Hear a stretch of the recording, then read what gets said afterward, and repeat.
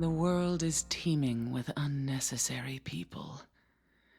It's God's decision that I fight.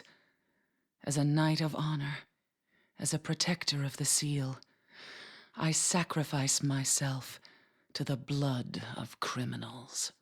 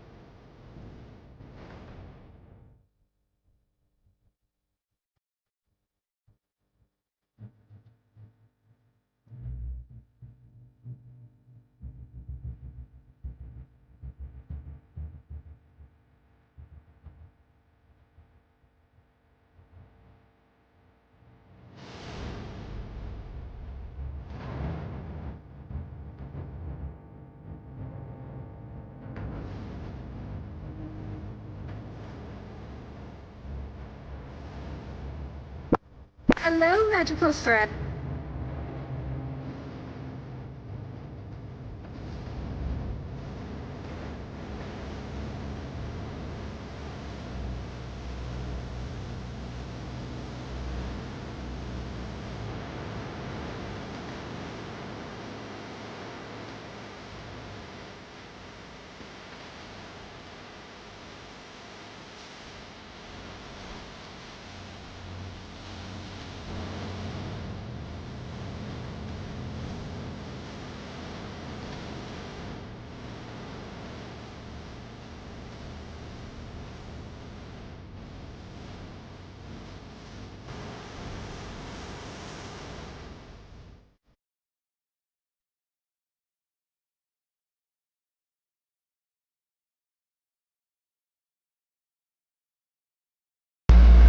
Hello.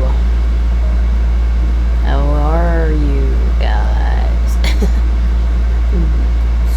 Good evening, morning, noon, night, whatever time it is, depending on your time zone. Welcome to Spooky Sundays. Uh-oh, where am I? Nope, that ain't it. Hey! There I am.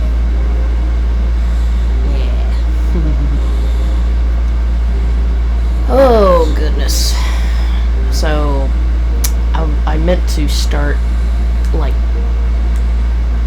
30 or so minutes earlier, but then I discovered that I had forgotten to charge my headphones, so I had to wait a little while for those to charge. I'm really bad about that. I gotta get on that. Ugh, anyway. But we, get this thing started, huh? Window capture. Yeah.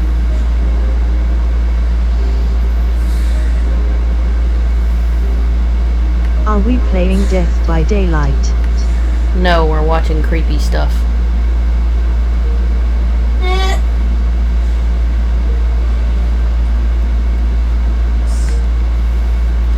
And how about we start? Oh, I have not watched Chills in a hot minute, so here we go. Number 15. What is lurking in the mountains of Montana?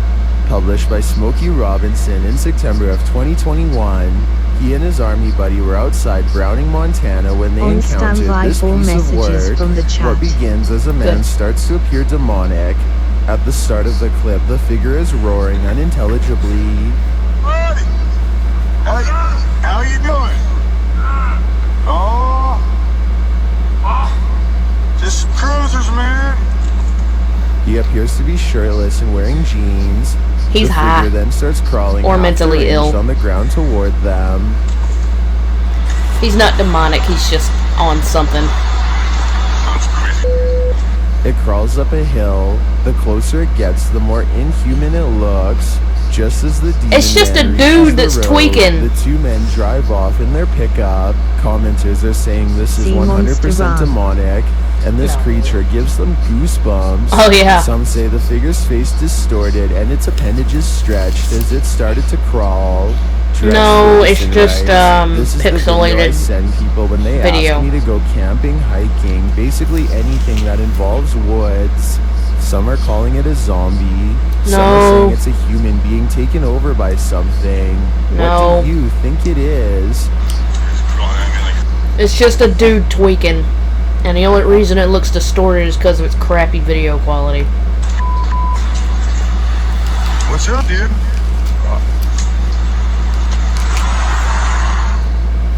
Number 14. We've all seen some creepy things found during Randonautica outings, but sometimes the scariest part of Randonautica is the unnerving feeling of being watched. Is Randonautica still a thing? I haven't Hey. heard about it in a while. What What? are these called? What? This round thingy. Your wrist? Yeah, this wrist. What about your wrist? So I didn't have to spell wrist. WRIST. YouTuber Ange Bona TV discovers a series of creepy items on his venture into the woods, but it's not the items that have put him on edge. Before long, he hears something. That's it. Yeah. There's somebody talking. Sounds like it's coming from down there.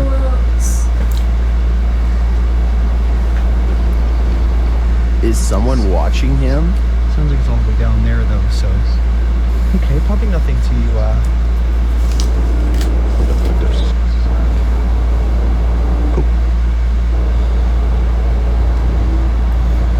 Man, why would you go out in the middle of the He dark woods continues by on, but yourself? senses that he's being followed.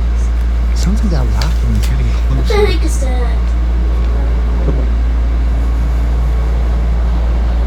I honestly don't think it's a cause for concern. Although Angelo doesn't encounter anyone on the rest of his Randonautica, I do feel as though someone was very nearby. If I were him, I wouldn't be doing another Randonautica for a while. He shouldn't press his luck. Number 13. Yeah. Like I said, why would you be doing that shit at night by yourself? That's a good way to go missing. A YouTuber named Phoenix is alone in the woods trying to record nature sounds for an ASMR channel, and everything goes wrong in the scariest way possible. Hope I'm not too late. Oh no, you're just in time. Welcome, Merc. A scary loud scream from deep in the woods has Phoenix running, and later wondering what this unknown creature could be. No native animal makes that sound, he says, though for some reason it kind of sounds like a goose or something like that, and there's water nearby before the scream occurs, so a bird could be exactly what this mysterious creature is. Yeah. Tell me if you know what kind of scream this was, and how much danger was Phoenix really in during this scary moment. Number 12.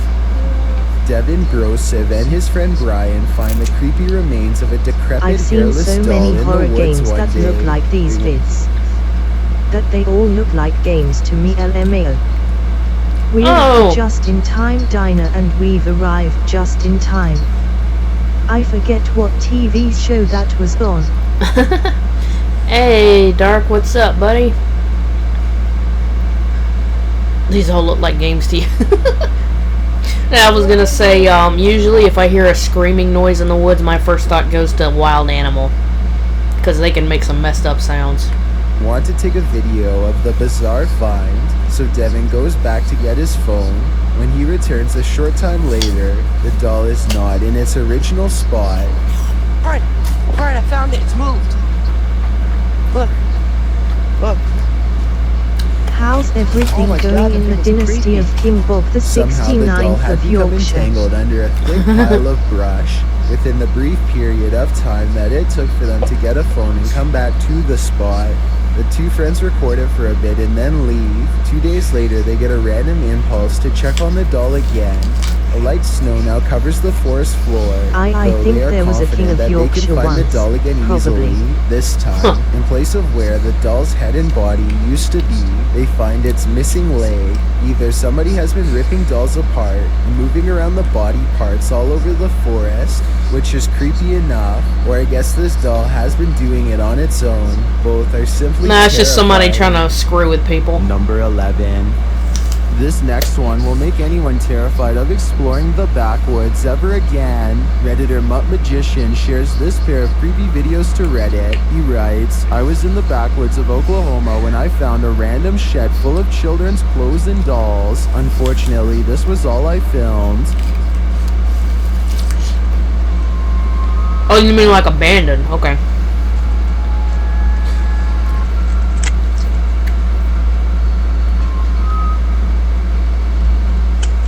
The video shows a doll missing a leg and with its head and arms discolored with dirt. It seems like the doll is quite fragile because he breaks it with a small squeeze.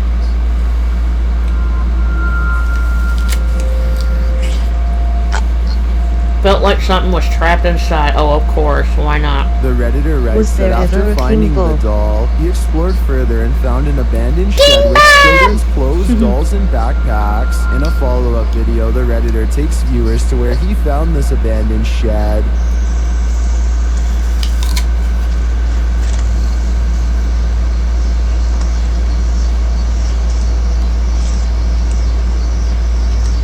King Bob.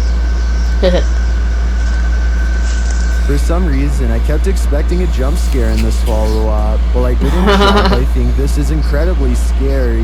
What were these dolls there for? Why were they in such disrepair? I have so many questions about this one, and very few answers. Number 10. What must it be like to go through life expecting every weird thing you find to it must be something really creepy and demonic and serial killer vibes instead of it's just some abandoned shit. You know, that happens. People leave stuff behind and then decades later soda ASMR. But you know, and decades later everything is, you know, dirty and worn down, disrepair. It's people leave shit behind. It happens. There's nothing more, nothing less. There's nothing that creepy about it, guys. A group of Bigfoot hunters are searching for clues deep in the woods when they come across something ominous glowing in the clear night sky. Oh my goodness. See, 3. And I need to remember fishing. 3 orbs appear to form a mysterious triangular pattern off in the distance. Every Oh my once in a God. while, the light on top gets extremely bright and then fades away. They can't figure out what these lights are, and I'm not quite sure either. Tell me if you think this was an alien sighting, or maybe even some sort of experimental aircraft. All I know Probably is an that if aircraft or these bizarre something. lights really are a regular occurrence around these woods, and maybe the idea of Bigfoot isn't so far-fetched after all. Number 9. Linfamous TV goes ghost hunting in the woods of Long Island, and they say this place is truly haunted. They're expecting the ghost sighting of a lifetime, and what they've caught on camera does not let them down. Yeah.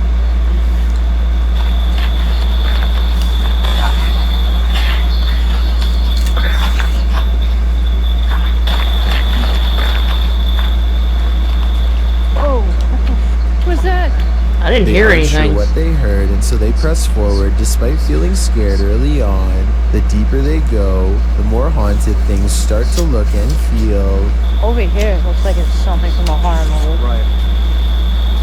This wood right here really spooky. Something is wrong with this part of the woods. They can feel it, but being ghost hunters means doing creepy stuff all the time, and so they go down this path against better judgment. I got a cold spot. Please don't fire. Completely blocking out the sky. I thought it was her friend, but it's not. At 5 minutes and 58 seconds, Lynn's friend is to the right. He is still to the right at 6 minutes when Lynn looks left and then up at the trees. When she brings the camera down, a ghost is there. There is a ghost on the left. Her friend, meanwhile, is still standing to her opposite side as they try to consult her GPS system and get weird interference. Wearing a... Well, on the map, Although it he looks just- interesting. Does it look like it ends? Declares that it's a Like in ghost Huntington instead of just something. saying a mysterious figure. I can't see. Or Their GPS loudly messes up and takes them in a wide loop for almost 3 hours before it straightens out. Weird how their equipment does this the same minute they have this paranormal encounter. Oh, and one last thing. Lynn's friend is wearing a baseball hat. This ghost looking straight at them does not. Therefore, I have a strange feeling that this ghost sighting video could be real. Number 8. The YouTube team, Greg and Heather's exploration, know what fear is. They found it in the woods. As Heather is sitting near a campfire, she hears something unsettling nearby. what? What? What was that noise?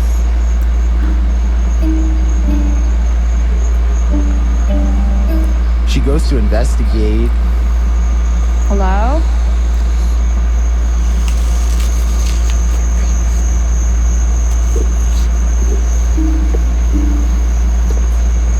Are we talking about the guitar? Coming from? Are you talking about the guitar strums? Nobody answers, so she continues on. As she hears the sound again, she finally encounters its maker. There it goes again. Oh my...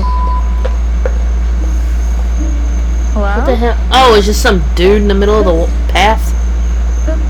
What is this creature? Y'all, he did not just actually say, what is this creature? It's clearly just a dude crouching down in the middle of the walkway with his little guitar or whatever. What is this creature? Are you kidding me?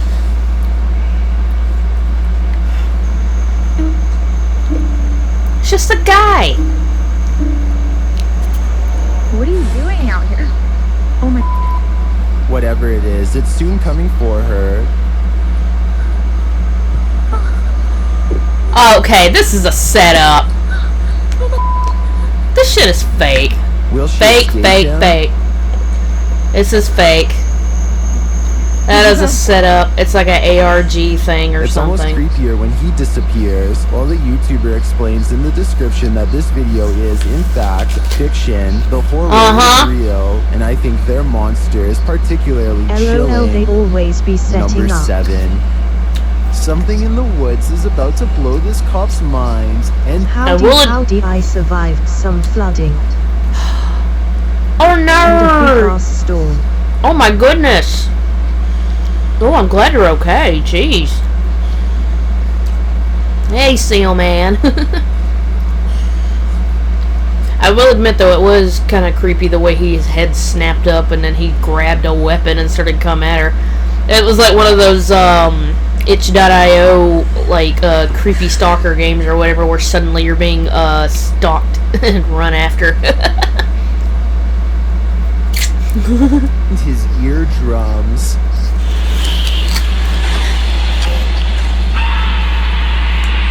He walks back with wide eyes and puts his flashlight away, completely done with the situation until backup arrives. But backup doesn't seem to do much better. I think this could be a recording because the Reseal scream man. sounds exactly the same Also both relatable. times. I've seen cop videos like that before where they'll hear like a weird noise and then they'll be like, nope! And they'll turn back around. So maybe somebody put a really good speaker system in the woods. Probably. Or maybe that's just what I'm choosing to believe because I don't want to accept that this is real. Fucking hell, what the blood Number of fuck is 6. this? Someone is watching in the woods. Published by Mr. Horror, this short clip shows a group hanging out in the forest and what looks like the ruins of an abandoned structure. As the camera turns from the surrounding trees to the building, it captures something creeping around the door frame. Oh, I got- Sake, it's getting bigger. Oh The no! Stop mysterious putting figure is but a flash, creatures in my and its chat, features are guys. indistinct. It Asterisk quickly ominous pulls out of intense view. music The starts cameraman playing hurries in chat forward, asterisk. revealing a campfire built outside to the right, but it looks like the creature is long gone. What was it? Are they being stalked by the unknown? It sure looks that way to me. Number 5. A YouTube channel called DYP Official finds some kind of abandoned facility way out of the woods. One climbs to the top of a Asterisk big blue ominous container intense and music sticks in their head chat over starts the end, playing which is faster scary for asterisk. reasons I'll get back to soon enough. 2 other large fats grab their Mark, attention. put that thing away before I give you a naughty spanking. Acid in the woods. Sulfuric acid. Can I say hi to Yo, please chat? stop, bro. Please. He would have kept turning the release valve had Well, they go both ahead. not shouted at him to stop. I don't know if it was Hi, It won't stop growing. Hi, We've got to hello. get rid of it now. Hi, hello. Yeah, it's Luna saying hi. Get me the rocket Hi. launcher fast. Oh lord. Damn it, I'm out of peanut butter. I tried to do the phone as a phrase free laughing. Hi, hello. Oh yeah. Oh, hi. Cute cat. Hi, hello. Where is it? Don't jump scare. It just goes like this. Yeah. Well, the first one, it was white screen Yeah, that's right. with those weird eyes. Mm-hmm. What's the chat look like? I didn't put that in chat, it spawned in on its own. I just spotted it there. And we'll get rid of it. Hi. Ow. The mic's over there, silly. Oh. Luna! Hi. Okay, don't blow their eardrums out, youngin'. I like to be loud. Yes, I know you. Alright.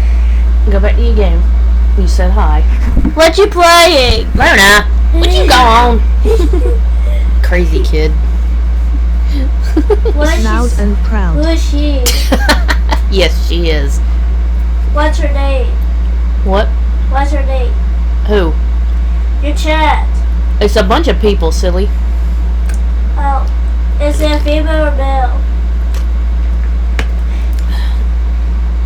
A different. Oh. It's a mix. How about chat Iron Mouse and Gura? So I can meet their new friends. Yeah, well, we'll see. I wish I was a YouTuber like you. And well, maybe when you get older, we'll see about that. Like I'll show you things about some music and Roblox. Mm-hmm. And some scary things. Just pretend. But watch to the end because something scary might happen to me. Would you go back to your Roblox? You silly thing.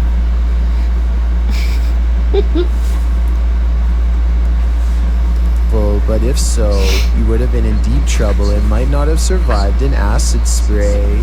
In the shed, they find a gas mask and large science meters used to hold chemicals. One of the vials is still full, so they take it outside for a better look until their friend takes it from them. Do I need to put you outside the room? No! Well, then keep it down, okay? Break. Breathing in any unknown chemical, whether what are you guys doing? Could end up with them on the floor. Inside of an abandoned building, they find a label that got me curious. I googled what polyseed inoculum is, and the answer sheds light on what this facility really is. Basically, this is used to break down biological waste. They've been playing around in a biological waste treatment center the whole time. You guys are idiots. Touching things that ordinarily luckily you're not dead. Biohazard suit to handle. Whatever chemicals they were handling probably were not safe, and the air quality can't be much better. The type of place that could really mess you up after maybe a few visits. In other words, certainly not a place where you'd ever want to stick your face over an old chemical vat and take a big whiff. Number 4. Those guys were just straight up morons. Lucky they didn't die. Hina Tahir and her sister are camping in New Jersey's Double Trouble State Park when they notice a strange woman who is half submerged in a local lake.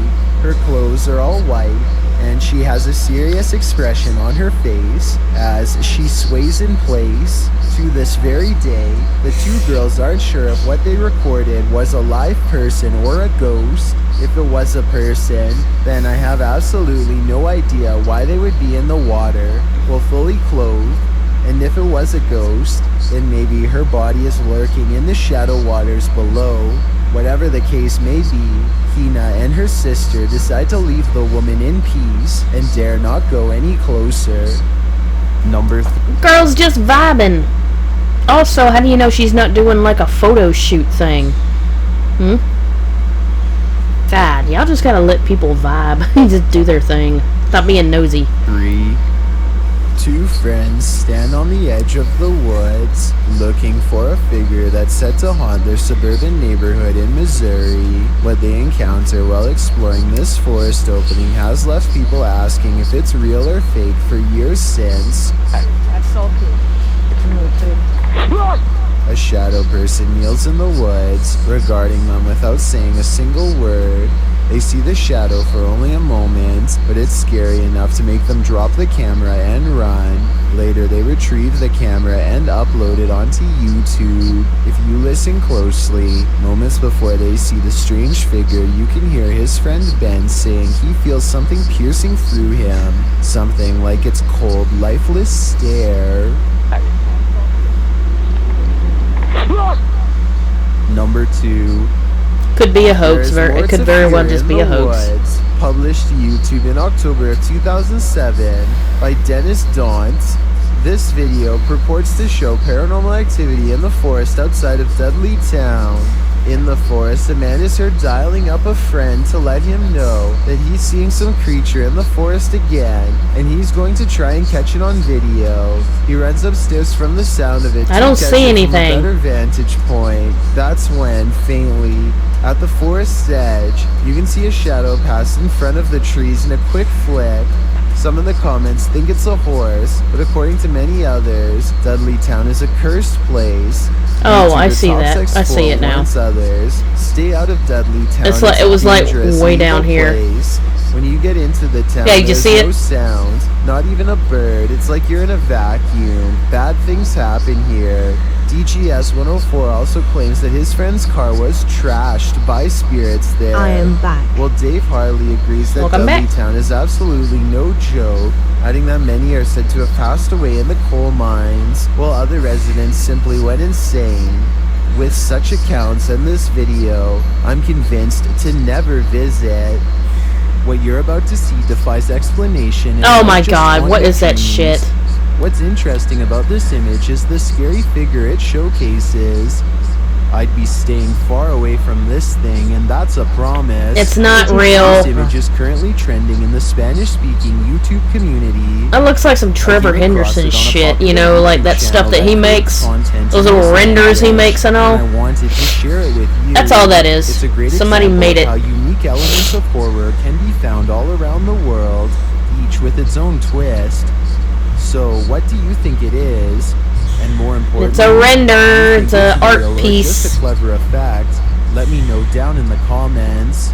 I've got a challenge for you. Since you've made it this far, why not like this video and hit subscribe in the next 5 seconds? I think it is because I Barker. upload 4 new scary videos every What you week. do, If you're Bob? curious about what I look like in I real know. life, then go Should to be my fine. Instagram at I know DylanIsChillinYT Sheriff's favorite and tap that husband. follow button to It's find out.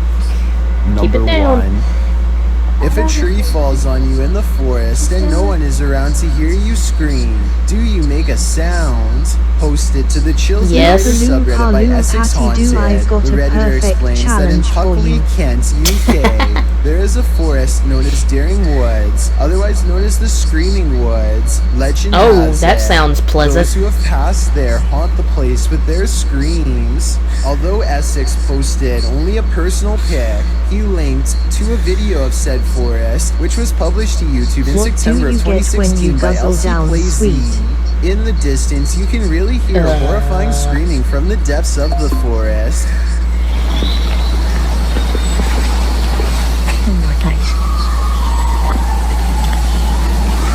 Should we scream back at her? The man in the video asks if they should scream back, and maybe that's just what this is. Live people having screaming matches back and forth at each other from opposite sides of the woods, or maybe, Maybe. like the Remember the Redditor song from suggests, Willy Wonka? there's another natural Yes, everybody knows that. explanation. Responding to whether it could be some species of wild cat, Essex writes, more likely to do with the ways the trees are very closely grown and the wind, although in a later comment he adds, I've spent 3 nights there. In the last 2 months filming, some of the noises are just, well, hard to explain. According to Essex Ghost Hunters, the village of Puckley nearby is also one of the UK's most haunted ghost towns. So, nature or ghosts, do you have a better explanation for this screaming?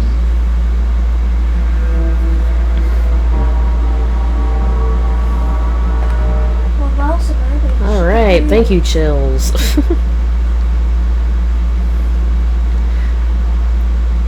Alright, there's a guy, where is it? There's a guy, I saved his video for later where he tries to debunk, there he is. Beardo gets scared, he tries to debunk some ghost videos. Widows, boss goals, how you all doing today? We are looking at top 5 something. I don't know, I haven't even looked yet. Hold on a second. Okay, today we're looking at top 5 scary ghost videos that will leave your blood thirsty for more. Ooh, scary. Probably not. It's depths of depth. It's depths. It's depths. It's depths. Depth. Depths. Depth. Depth. It's depths of despair. Depth. It's depths of despair. Depth. Having a little trouble Englishing there. Right. I've just said depth in the video because apparently I can't say depth. Depth. Will I get freaked out? Will I debunk anything? Will anything be real? So, homeowner has lost his dog. Not the dog on the sofa, that's not the ghost.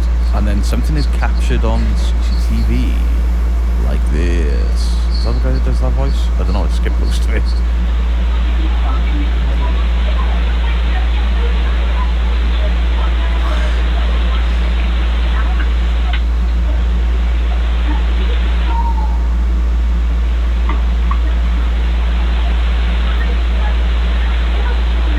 What?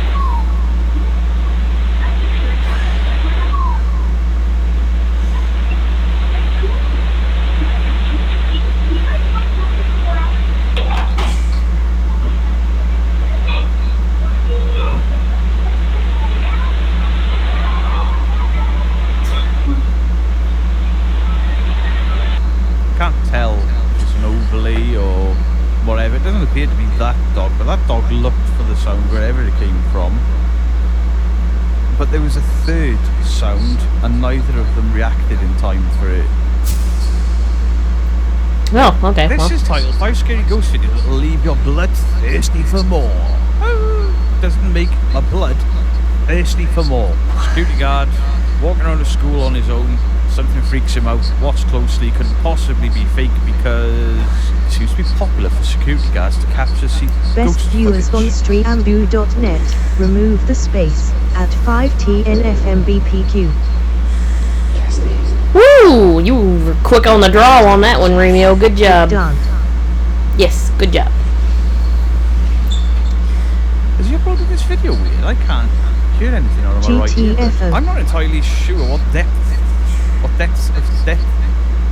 I'm not entirely sure what depth of despair has done here, but I'm only getting sounds through my left earbud. I thought my earbuds had broke or my computer sound was off, and I've just played another video and it's absolutely fine. I just played another video and it's I absolutely work fine. fast Done for your you. depth.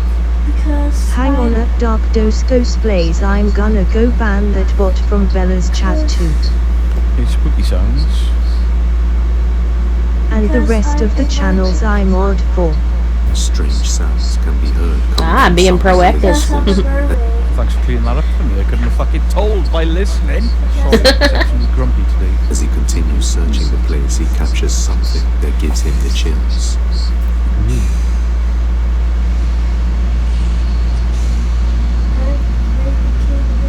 He's going to pan away, pan back, and there'll be something stood there.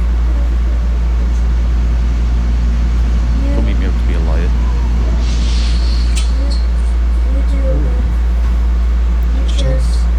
Did that sound like the same dog squeal? Like a distant scream within the building can be heard, scaring the security guard. After looking into the history of the school, he discovered that 2 students lost their lives in this very hallway. It's weird how many schools lose students in hallways and classrooms as they go further. I went to school for a long time. Nobody died here. Yep. Then, as he enters a classroom, this happens. Bullshit, there could be somebody back there doing that.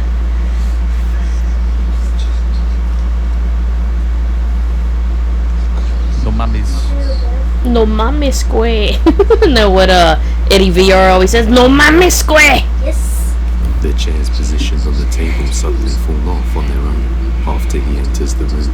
Then, when he goes to...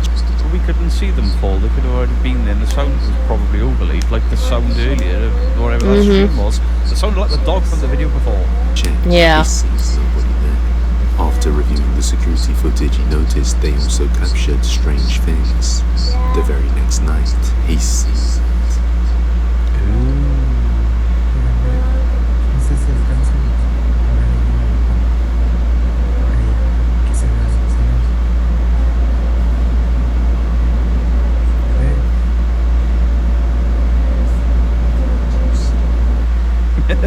Okay.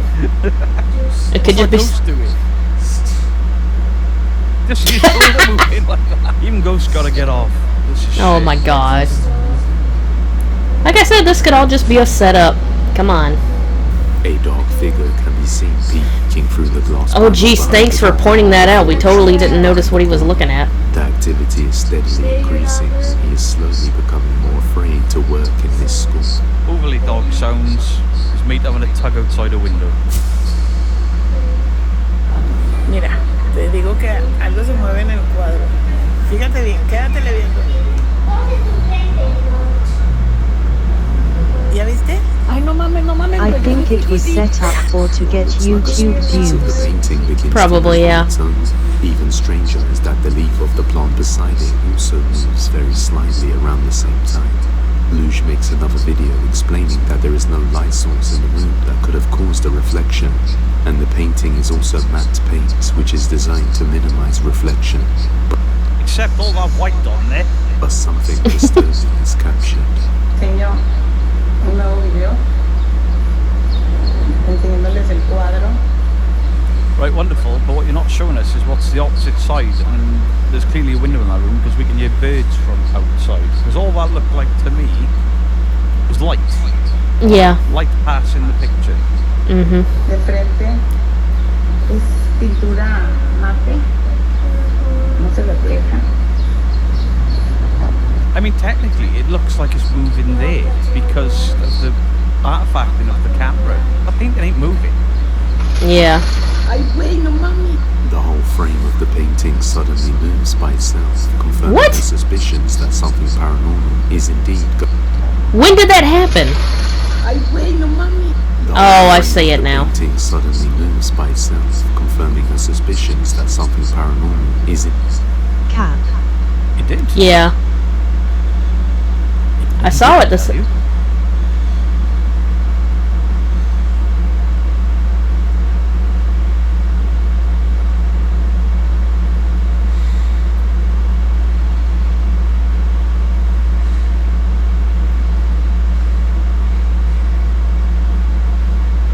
It did move, but it didn't move all of its own accord. It moved because of that little piece of string right on that corner. That white glint on the corner there. I kind of can, yeah. Frame or two. Because before the wire is pulled tight. Look. No string on the corner. No string on the corner. Mom. No string on the corner. It starts to Something move. to feed your turn A to little a bit of white reflecting something. And a bit more. Do you just Here's do for a bit. backflip and turn to And a the light mermaid? catches it there. I wish I could. What? I That's did that. a wire glint. You Okay. backflip. I wish you could backflip, turn to a mermaid. Something fake and normal is going I on. wish I'd do a Guy who works at home backflip. I might break my composer. neck. We've seen him on top 5 videos We before. tried the house. Guy works in a haunted composer. His LED lights flick on and off on their own. Clear signs of a ghost. No, don't try to do that. Clear signs of Turn ghosts to a when lights backflip, turn flicker to a on and off mermaid. all of their own accord without a human I interaction. think I broke my Hi, leg. Lena.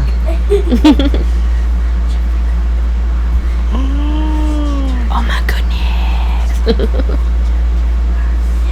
It's amazing. The lights on if this top 5 video sucks.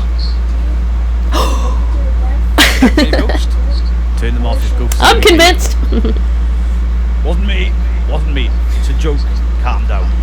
LED lights always come with a remote to change colour and to turn on and off. Yes, honey. And all my game cabinets are open. Oh no. And my remote for the lights are over there. I have this remote for those lights. I have a different remote for those light towers behind me. I've got a remote for the floodlight that I've normally got on, but unfortunately I've used that in investigation. I took it to an investigation, didn't use it. Remotes in the kitchen for lights. All of them. Turn all the other stuff on as long as you point it in the general direction. And they just won't turn on. Just won't turn off. They're off. We need the They're Ghostbusters now. It doesn't have one. Really?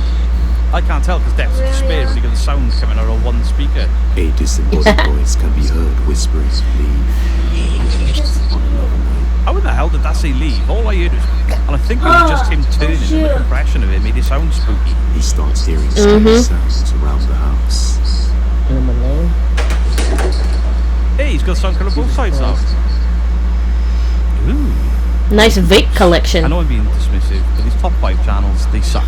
Those shadows Yeah. back there. So if you're going to have a string on the top of that bottle and give it a yank, you can yank it from this corner, or this recess, or even this one. But somebody's casting a blaster. Somebody's casting a shadow there in the hallway. They've run a string under that chain up through there. Breath air, you don't need a Hey, valve. amazing how only the plastic thing was empty found. Fuck off, Andrew Tate. Break like the PlayStation controller. How amazing is it that of all of the poltergoosies and all of the poltergeisties that are in these people's houses, they don't pull the glass candles over and break them. They don't pull the PlayStation controllers over and break them because, you know, these are trying to scare the homeowners. PlayStation controllers are expensive. Break one of them. That's true. This is all off camera. Right. It's like that one video of a ghost supposedly snatching these dishes down off the counter, and it's like, wow, how convenient that only the non-breakable plastic dishes got knocked down. And not all of the dishes, including the breakable ones, See, there's the sound of something falling. Everything is stationary and plastic.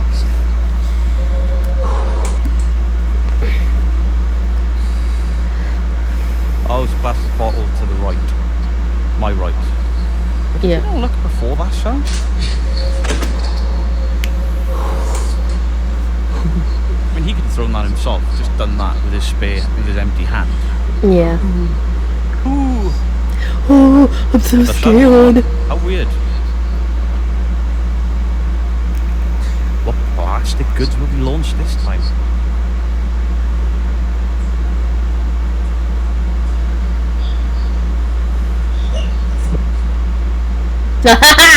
Wire glint.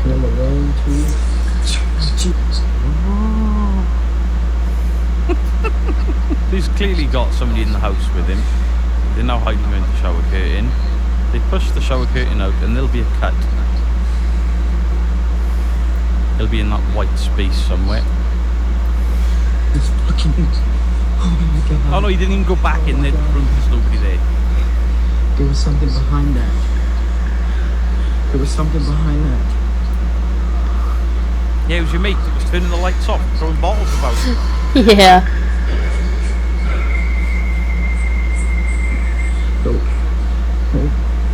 No, I thought he was going to be clever and hide a cut in the, you know, when he swung the camera past the white beam, he could hide a cut in there, you would be able to see it because the camera has just sort of gone all to shite. But he didn't. He walked off really slow, walked into the living room with his back to it, and slowly turns back around and slowly walks back in, giving his mate plenty of time to come out of it. This is garbage.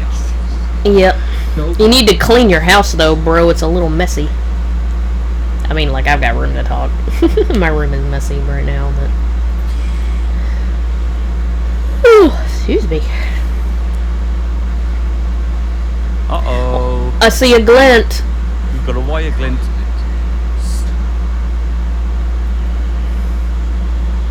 Gotcha. Again. We've got a wire glint. He's pulling stuff himself as well as having a third person. I think the door's supposed to be... Oh, the door is moving, but he's pulled it open. He's leveraged it off something, and there's the wire glint. And this top 5 channel couldn't see that.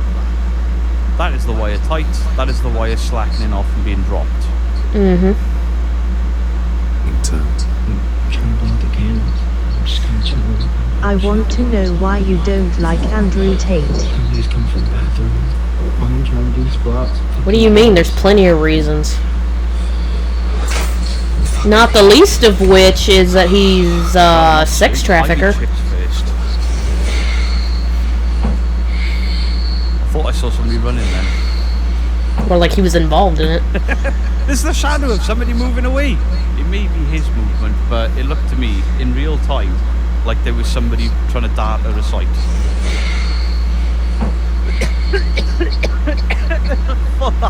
Shut that door. Hello? Hello? It's alright, we've already seen them run away, you see. Idiot.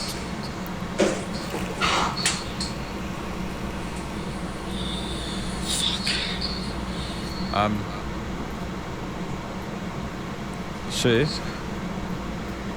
your ghosties appear to be doing it doggy style. When the lights go out, you know it bad. Bow wow wow yippee yo yippee yay. They are.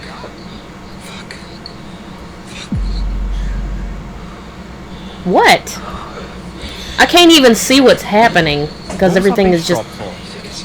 Yeah, what was the bass drop for? I didn't see anything. Fucking out. Turn the lights on. Yeah, turn... Massive bell end. Sorry. Yes, what he said, yeah. Something can be seen rocking back and forth, and when he enters the room, a dark shadow.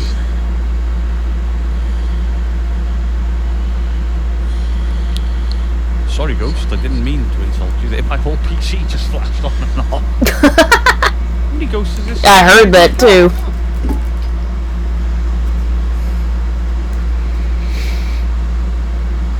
Is that what that is? Because it just... His rotten backbone and his meter is kids or something just stood there watching, giggling away. In the corner, just watching him. Terrified, he decides to go outside to catch his breath and regain his composure.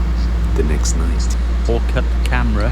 He is woken up to loud sounds outside his bedroom.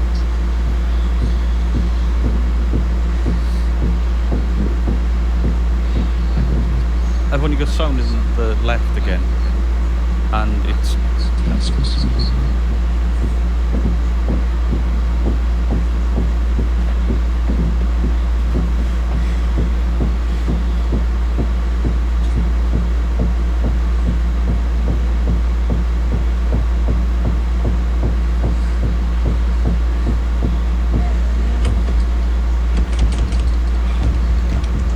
Well, don't open it, you numpty. Thing we see all the time. That thing was just hammering the door. You could hear the dunk, dunk, dunk, dunk, dunk, and then dunk, dunk, dunk, dunk. But you hear the door rattling in the frame. Yet it didn't move. It didn't move a fraction. Yeah, you're right. It's not moving at all.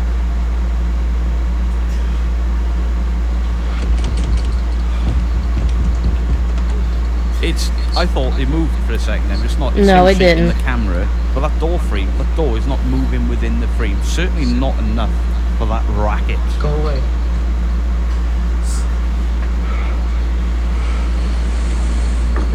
It don't look left. Oh no, the remote is being pressed again. She's not supposed to be here yet. I didn't hit the car. The keys are in here.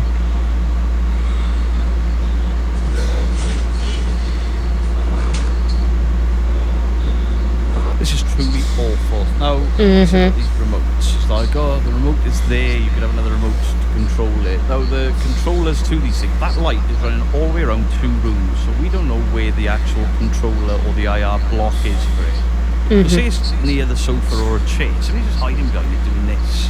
Oh, he's captured something. Oh, please come in. Little video. Please come back a video. That's why I put my phone. Well, hello, little fella. What are you doing all the way down there? How far up do you have that camera mounted? Wow. He's shorter than Gandalf. That's why I put my phone.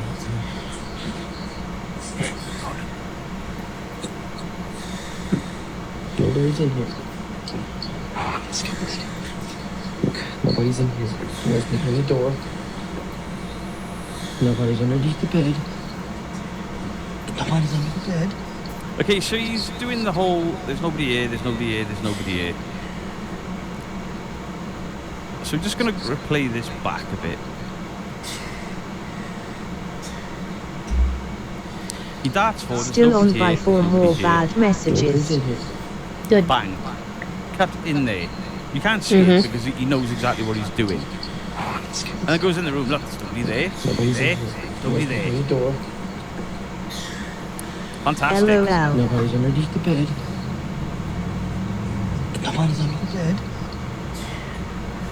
The hell is under the bed, though? What is that thing? Shit. I think your wife has left something under the bed. It appears to be possibly a butt plug, sir. I was gonna say, you got something under that bed, though. What is that? In the closet. This is where I keep my laundry baskets. Asian man is under the bed. So I've just cut a bit out because I was like, there was something at the bottom of the bed, and then when you've done all this shit with the camera, there's nothing at the bottom of the bed. You could have been cut there, sir. Turns out I was wrong. The something was always at the bottom of the bed. It appears to be his special sock. This is fun. Oh, Mr. Frodo, sir. You've left your cum sock under the bed. Oh, God. Nobody's going out the room. In the closet. This is where I keep my laundry baskets. Nobody's here. I suggest you stop showing us the dark corners of your house, sir. So far, we've found your spas sock and your Mrs. Butler. It may be yours, I'm not here to judge. And then the lights are going on and off. This is great. Wonderful. Bathroom. No. Utility closet. At this point, he's just giving us a house tour. Living room, kitchen. Nothing. And the lights are still doing it. And the remote, I don't know. I lost the remote. That's the remote. A dark figure can be seen peeking around the corner. thanks for pointing that out. This remains a mystery. It doesn't, because there was a clear wire glint. And if you fake one thing, you faked it all. The entire thing was bollocks and laughable. Exactly. Okay, so this guy has got... I've seen this house. I'm sure I've seen somebody debunk this. But this guy's bought haunted painting. But look at the moustache and bouffon on this guy. Oh my goodness. Spitting, darling. I've seen every video in this, haven't I? I like his mustache though. He certainly takes pride in it. It comes from the bathroom door over there and then from the front here. Why have you got that filter, the film damage filter? That's a DaVinci Resolve film damage filter. If you're trying to promote real activity, maybe don't put filters over it. Did you know that? Yeah, there's somebody outside your door. Yeah. The thing is, we have to just take their word for it that they're home alone.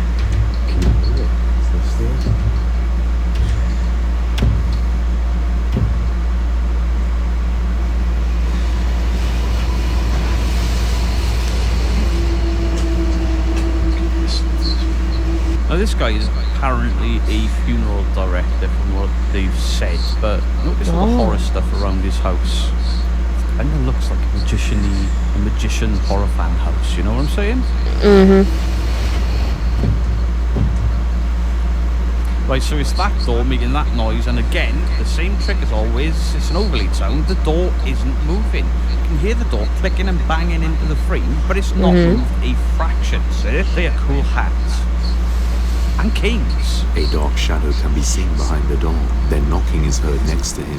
A few minutes later, this happens. Hello? Hello? Okay, so this coat rack fell. Now, I'm suspicious of the filter, because I've used one of these filters to hide a wire and help the house is really not haunted. Just frame by frame in it to see if there is a wire or something else that will give away what could possibly have moved this hat stand over. I don't see a wire glint. Do you see a wire glint? It's got to be a ghost, right? Got to be a ghost.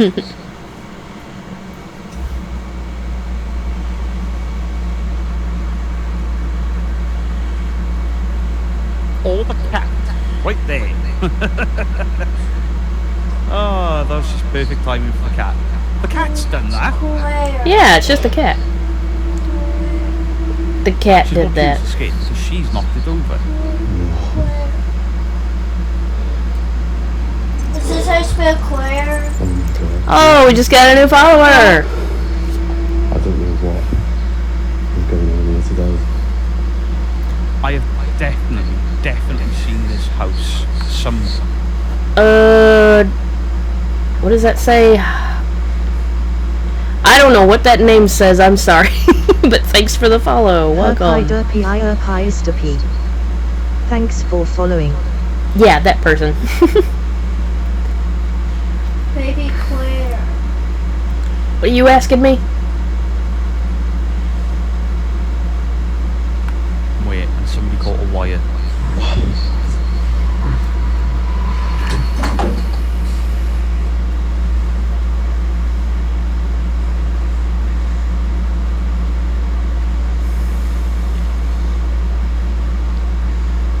What is that? What is that white dot?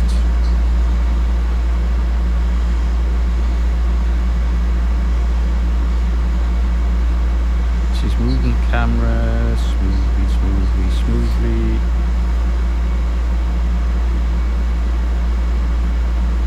Smoothly.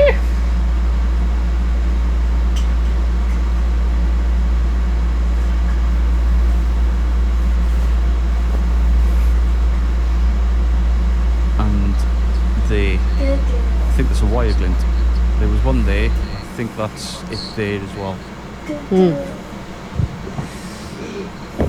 It's just more difficult to see because he's got this stupid filter on it. Yeah. In fact, in editing, I'll put that filter on this screen right now. And it hides string.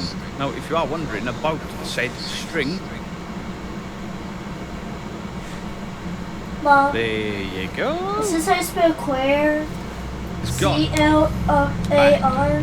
Gone. C-L-A-I-R-E. Oh, I've used this in videos and I have pulled full bottles of liquid over with it.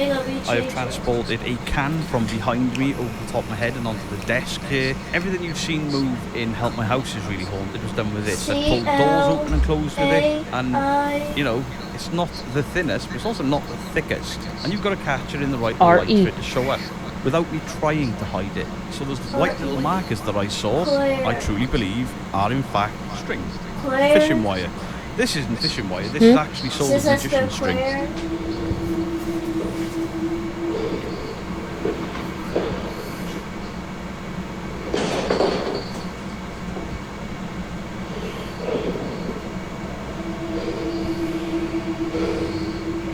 I'm completely on my own here as well. I don't think you are, because somebody else pulled that string that way to pull the plant pot off the table. There's no room in here.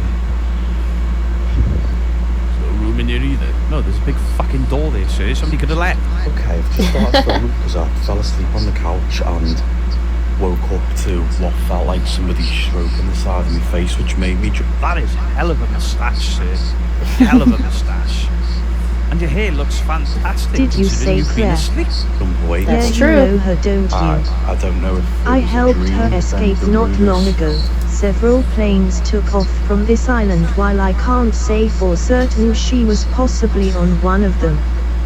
Everyone's gone, I may be the only other person left here. Rodrigo and Chris, code Veronica. Oh yeah.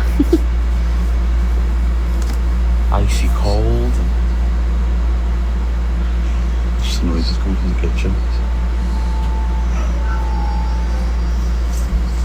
Yes. Hello? Yeah, for someone who has just been napping, your hair, not a hair is out of place. Hello? Can you hear that? It's coming from outside from the kitchen there.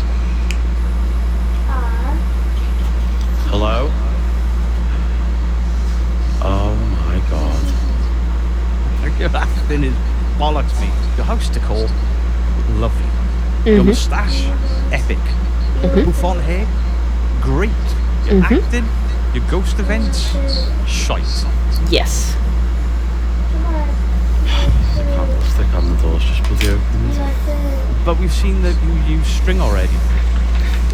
Hello?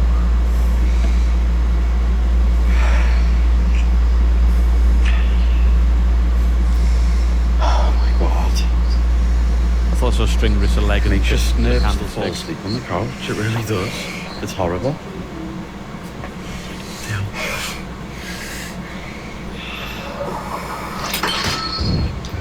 Shit! It's not how you do it, sir. You're supposed to throw plastic, not breakable things. Ah. Do you see what I see? However, look at the bottom of the vase.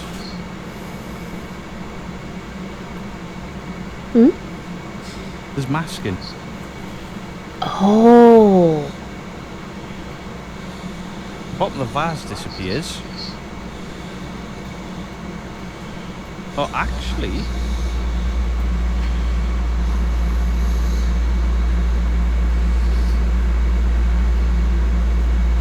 it's definitely a mask, and the mask was there the entire time and I missed it. Look at the bottom of the vase.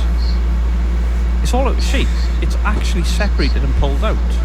And as soon as the object starts to move, it completely disappears, which could be the shadow of the cup. But then we've got there a normal shaped vase. There's a normal shaped vase. What is that lump? And as soon as the vase goes normal shape, there we go, look. The carpet loses all definition. There's a reflection in the TV that disappears. and the vase turns back into a normal, solid vase without a big bulb on the bottom. Yeah, it's a tin. The entire bottom of that vase, which looks like some sort of tin and not glass, was completely out of shape for ages. Let me go back and watch. Look at it. Hello? It's amazing how he catches these things. Look at it. I will say that. Hello? Can you hear that? It's coming from outside for the kitchen there. Why is that vase such a weird looking shape? Hello? Oh my god. What have you done there? The candlestick on the door's just bloody opened. Oh, how have you done that? How have you made... What the hell? Hello? Okay. Oh my god. It makes you nervous to fall asleep on the couch, it really does. See, the vase is still that really weird shape on that one edge. It's horrible. Yeah.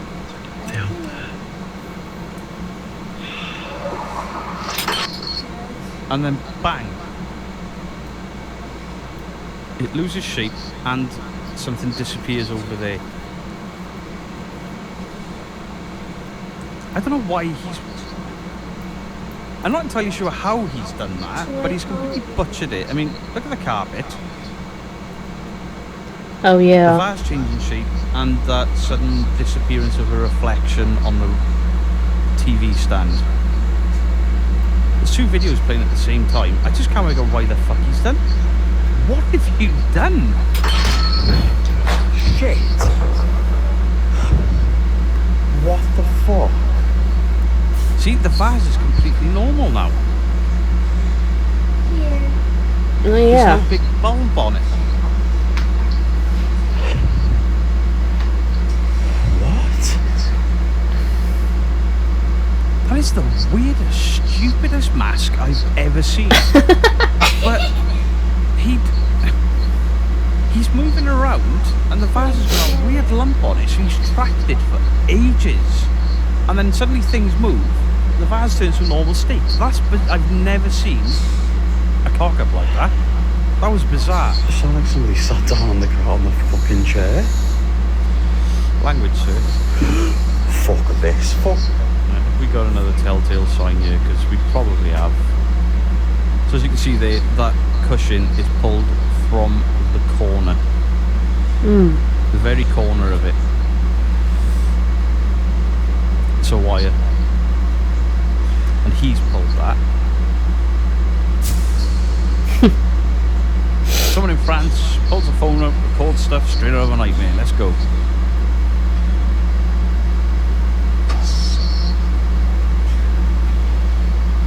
Oh, I think we saw this one on Nuke's Top 5. Ooh, spooky. Did you see that ball get sucked into that room? What happens when you play it backwards? Why, it's just been rolled from that room. Oh. And then rolls to a stop. It's reversed footage. By the way, frame by frame, but I'm quickly tapping them. It's reverse footage. Somebody just hit that ball from out of that room. She's got her sound overlaid over the top, like it's... It's reversed footage! There's a cut. Right, you just say 2 minutes. That's her flying out of the room.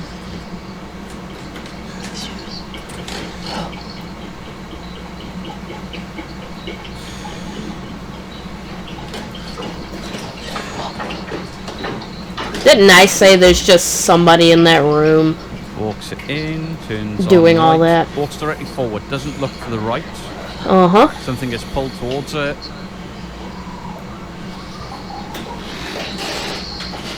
I'm sure you hear the creak of a floorboard behind her. She turns around. Oh look, penguin's still going. Wait, madam. Oh, mademoiselle. Wait.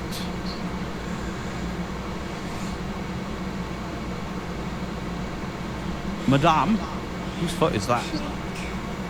Whose foot is that walks out of shot? Pulls their foot back. Good eye. This guy's got a good eye. Yoink.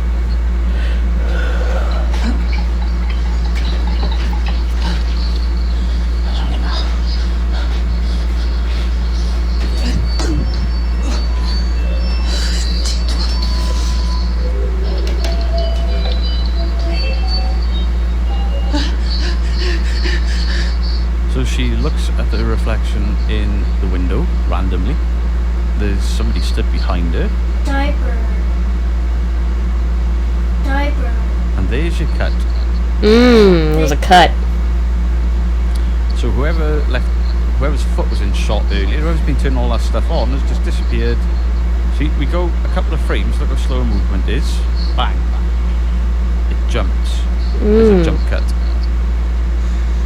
The rest is quite fluid. It was a jump cut.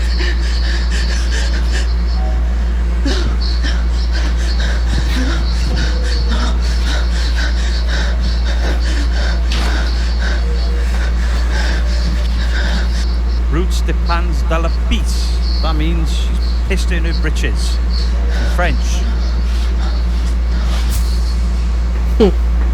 Yeah, see, I told you on that one, didn't I? There's just somebody in there with her doing all that off camera. We had numerous wires caught on camera, numerous jump cuts and reversed footage. I think we've debunked everything except, we've guessed some overlaid sounds. But then at the same point, if you hear a door slamming into the frame, but that door ain't moving, nobody's banging it, it's just an overlaid sound. Do please let me know your thoughts on the comment section down below. I think this video is going to be a bit longer than I anticipated because I made too many jokes and then actually tried to debunk some stuff. Much love to you all, Beardo out.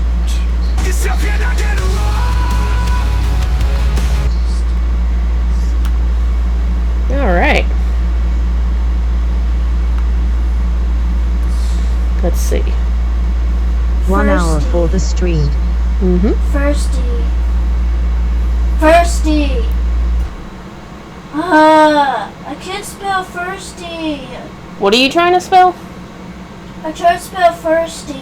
Thirsty? Yeah, I don't know how to spell. T-H-I-R-S-T-Y.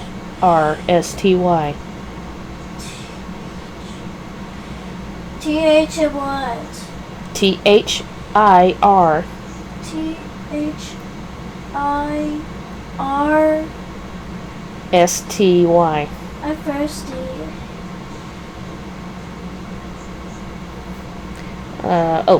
Disturbing games based on true events. Follow the same formula. Jump scare, a chase scene, then repeat. But these ones are different because they actually happened. These are disturbing games based on true events.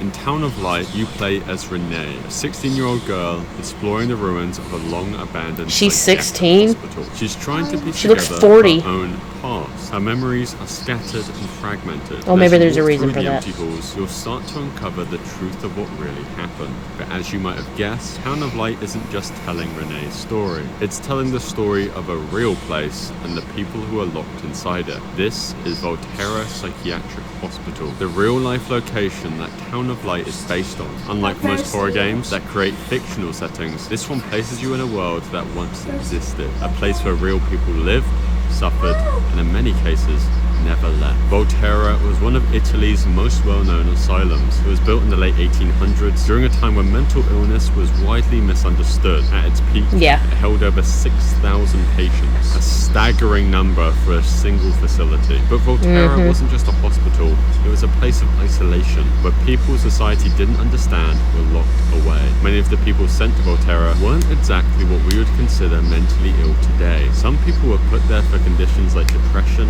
anxiety, epilepsy, or even something as simple as just being a little bit different from the norm. Women in particular were often institutionalized for being too emotional or difficult to control. Others ended up there simply because their families didn't want them anymore. And once you were admitted, there was very little hope of leaving. Over the years, the hospital developed a reputation for its cruel treatments. Patients were subjected to electroshock therapy, often without anesthesia, and in some cases, doctors performed lobotomies, procedures that left patients in a zombie-like state, while others were simply locked in dark, cramped rooms for days or weeks at a time. One of the most disturbing moments in Town of Light is when Renee recalls being restrained and sedated. This wasn't exaggerated for effect. It was standard practice within the real hospital. Patients who resisted treatment were often tied to their beds for days, injected with high doses of sedatives to keep them docile, or locked in isolation rooms with no explanation. These treatments certainly weren't meant to help, they were more meant to control. Once inside Volterra, leaving was nearly impossible. The very nature of psychiatric commitment law laws meant that the patients had no real voice. They were labeled as insane, and anything they said in their defense was dismissed as delusional. Families often relinquished all legal control, leaving the hospital's administrators with absolute power over their lives. Some patients spent decades institutionalized for conditions that modern medicine would very easily treat. Are they waterboarding her? But perhaps the most haunting detail is what happened when Volterra finally closed. In 1978, Italy passed a law shutting down many psychiatric hospitals, including Volterra. But when the doors closed, many patients were left abandoned. They had nowhere to go, no families to return to, as some just took to wandering the streets, being homeless and forgotten. In the town of life, you see this desolation firsthand. The game doesn't fill the hospital with ghosts or supernatural creatures. It doesn't really need to. The actual horror lies in what actually happened, what was allowed to happen for decades. In 2010, a German game developer named Jens Stober created a video game that almost no one would think to make. It wasn't about a haunted house or being chased by monsters. It was something much more real, something still fresh in the minds of those who lived through it. The game was called 1,378 Kilometers, named after the exact length of the border that once divided East and West Germany during the Cold War. But this wasn't just a history lesson. To understand why this game caused so much outrage, you need to know that after World War II, Germany was split in half. The western side became a democracy backed by the US, UK, and its allies, while the eastern side became a communist state controlled by the Soviet Union. The problem being was that life in the What is wrong with my miserable. avatar? The government controlled nearly every aspect of daily life, and people weren't allowed to leave. By the late 1950s, millions... Hang on a second. BURP? Yes.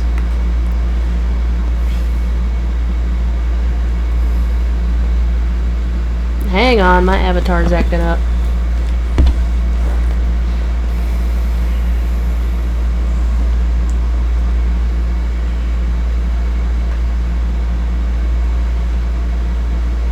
Really?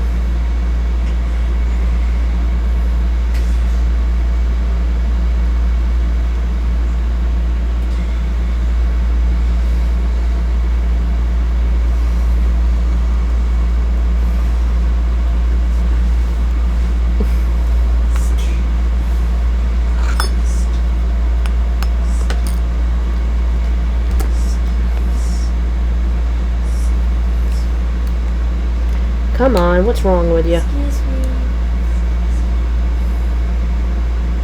Excuse me. Excuse me. I do the lantern face. Okay, bro. Here, hang on. Let me restart this thing.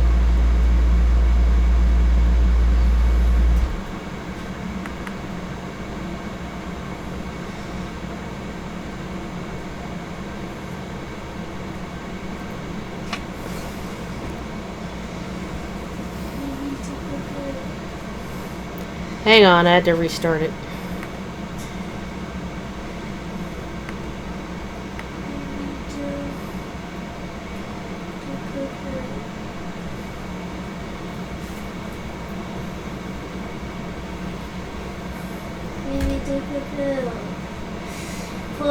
Quit it. But I never do chores. You are the owner. Over there. Keep it down over there.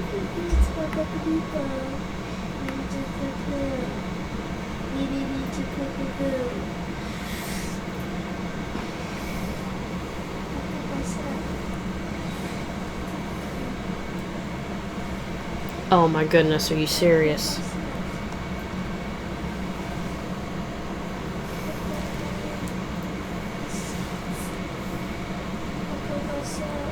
Okay, for some reason the tracking is like super bad right now and I don't know why. Put myself.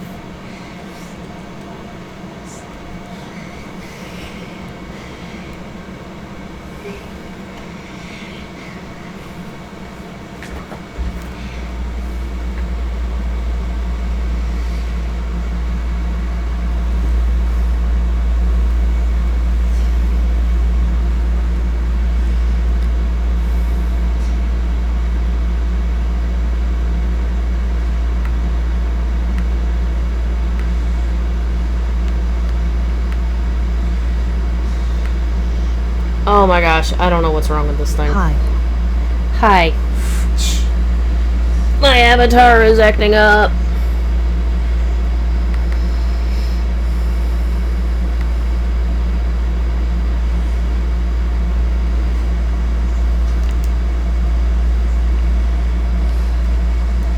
What is wrong with it?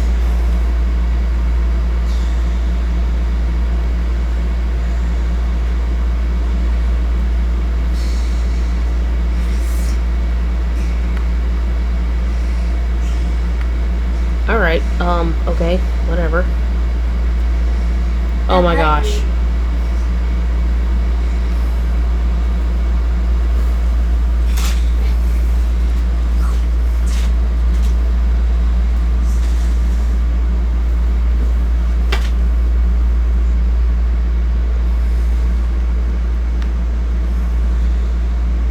What is wrong with this thing?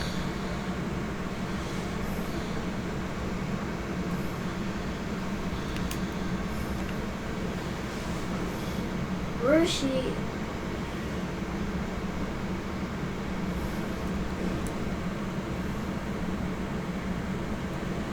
That's not her. Oh my Where is goodness she? gracious.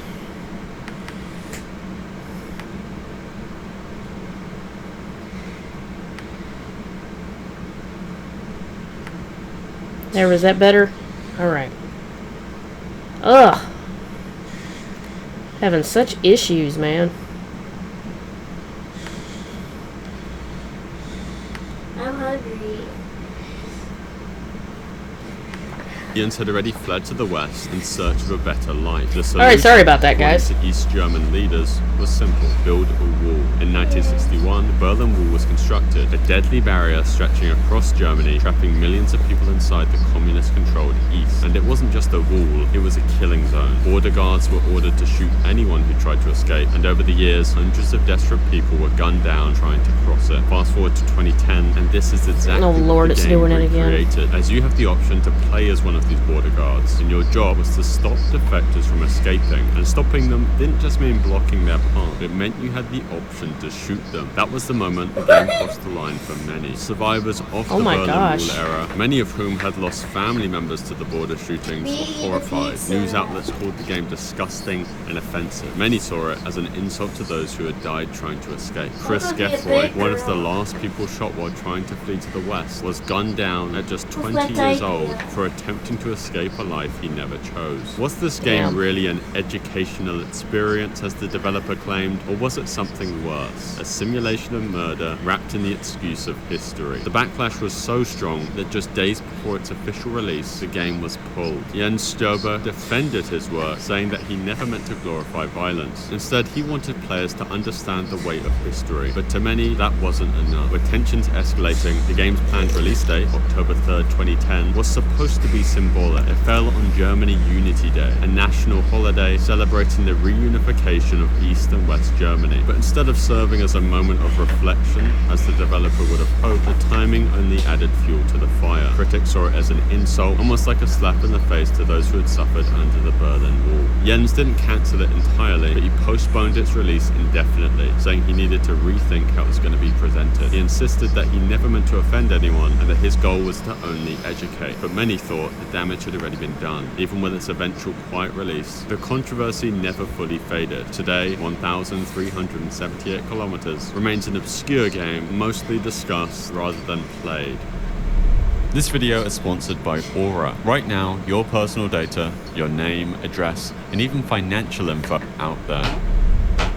Velvet Assassin is a stealth action game that dropped in 2009, letting players step into the shoes of a World War II spy named Violet Summer. It plays like a typical wartime thriller, sneaking through enemy bases, taking down high-ranking officers, and sabotaging Nazi operations. But what most players might not realize is that Velvet Assassin is directly inspired by a real-life secret agent. But her story is based on Violet Sabo, a British spy who operated in Nazi-occupied France. Sabo wasn't just any soldier, she was part of the Special Operations Executive, or SOE for short. It was a covert British group that sent agents behind enemy lines during World War II. These weren't just standard soldiers, they were saboteurs, intelligence gatherers, and assassins, trained to fight and disrupt the enemy from within. Velvet Assassin places you in similar high-stakes missions, sneaking through dark corridors, hiding in shadows, and eliminating officers with silenced weapons. But what Velvet Assassin doesn't tell you is that the real Violet story had no Hollywood ending. She didn't have the luxury of a health HISS. The game might be inspired by her story, but it leaves out the most chilling details. And what happened to the real spy was far more disturbing than anything you see in game. The real Violet was born in France.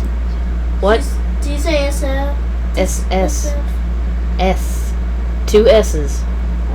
In 1921, but grew up in London. When World War II broke out, she married a French Foreign Legionnaire named Etienne Sabo, who later died in battle. His death fueled her determination to fight back against the Nazis, and in 1943, she was picked up by the SOE. Sabo was sent on her first mission to France in April of 1944, just 2 months before the D-Day invasion. Her job was to gather intelligence, coordinate sabotage operations, and arm local resistance fighters. She completed the mission successfully and returned to England, but the fight wasn't quite over yet. Her second mission would be her last. In June of 1944, just after D-Day, Sabo parachuted back into France. Her new mission was to help organize resistance fighters and disrupt German reinforcements moving towards Normandy. But before she could fully complete her objective, she and her team were ambushed by Nazi soldiers at a roadblock near the town of Salon-la-Tour. The Velvet Assassin version of this moment would likely show our spy fighting her way out, escaping into the night. But in reality, Sabo had no such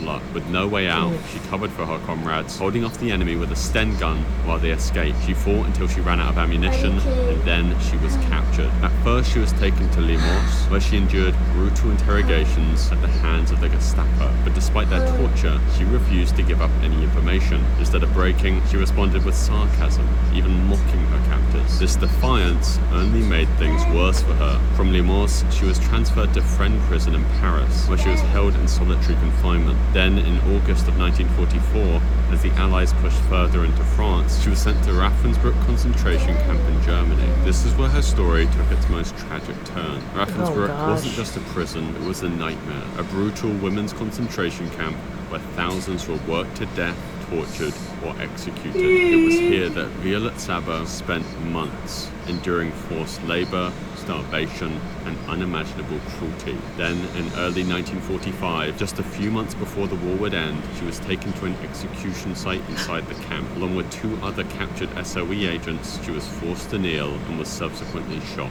She was only 23 years old. The world would only learn what happened to her after the war, when the survivors from the concentration camp told the horrifying truth. The game, Velvet Assassin, may honor her memory with a fearless protagonist, but it stopped short of telling her full story.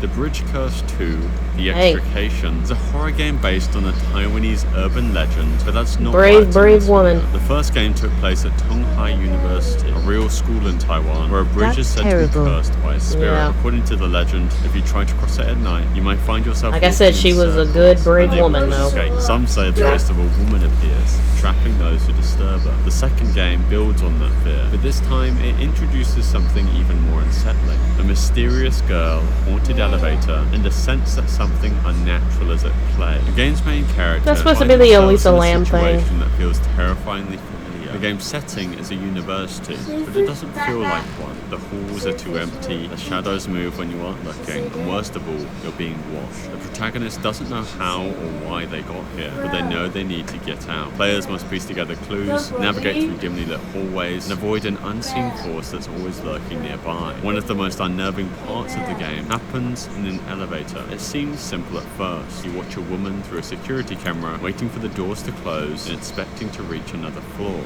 Things don't seem quite right. The woman moves strangely, jumping out the elevator and clinging to its walls. For some players, this scene was unsettling for a reason they couldn't quite explain. Then it clicked. This wasn't just another horror That's game. Elisa Lamb. It felt eerily similar to something they had seen before. Something real. A security camera recording of a young woman in an elevator, pressing buttons, stepping in and out, and looking as if something was following her. That woman was Elisa Lamb, and her story remains one of the most disturbing unsolved mysteries. In February of Oh my gosh. It's not unsolved. she was off her meds, so she was mentally ill. She was off her meds, so she was having an episode. And then as for how she got up into that water tower on the roof, well, there was a guy who filmed himself easily accessing the roof and showing that the lid on that little water thing wasn't closed. So apparently, indicating that they don't always close it back. So there's a logical explanation for all of it. Stop calling it unsolved.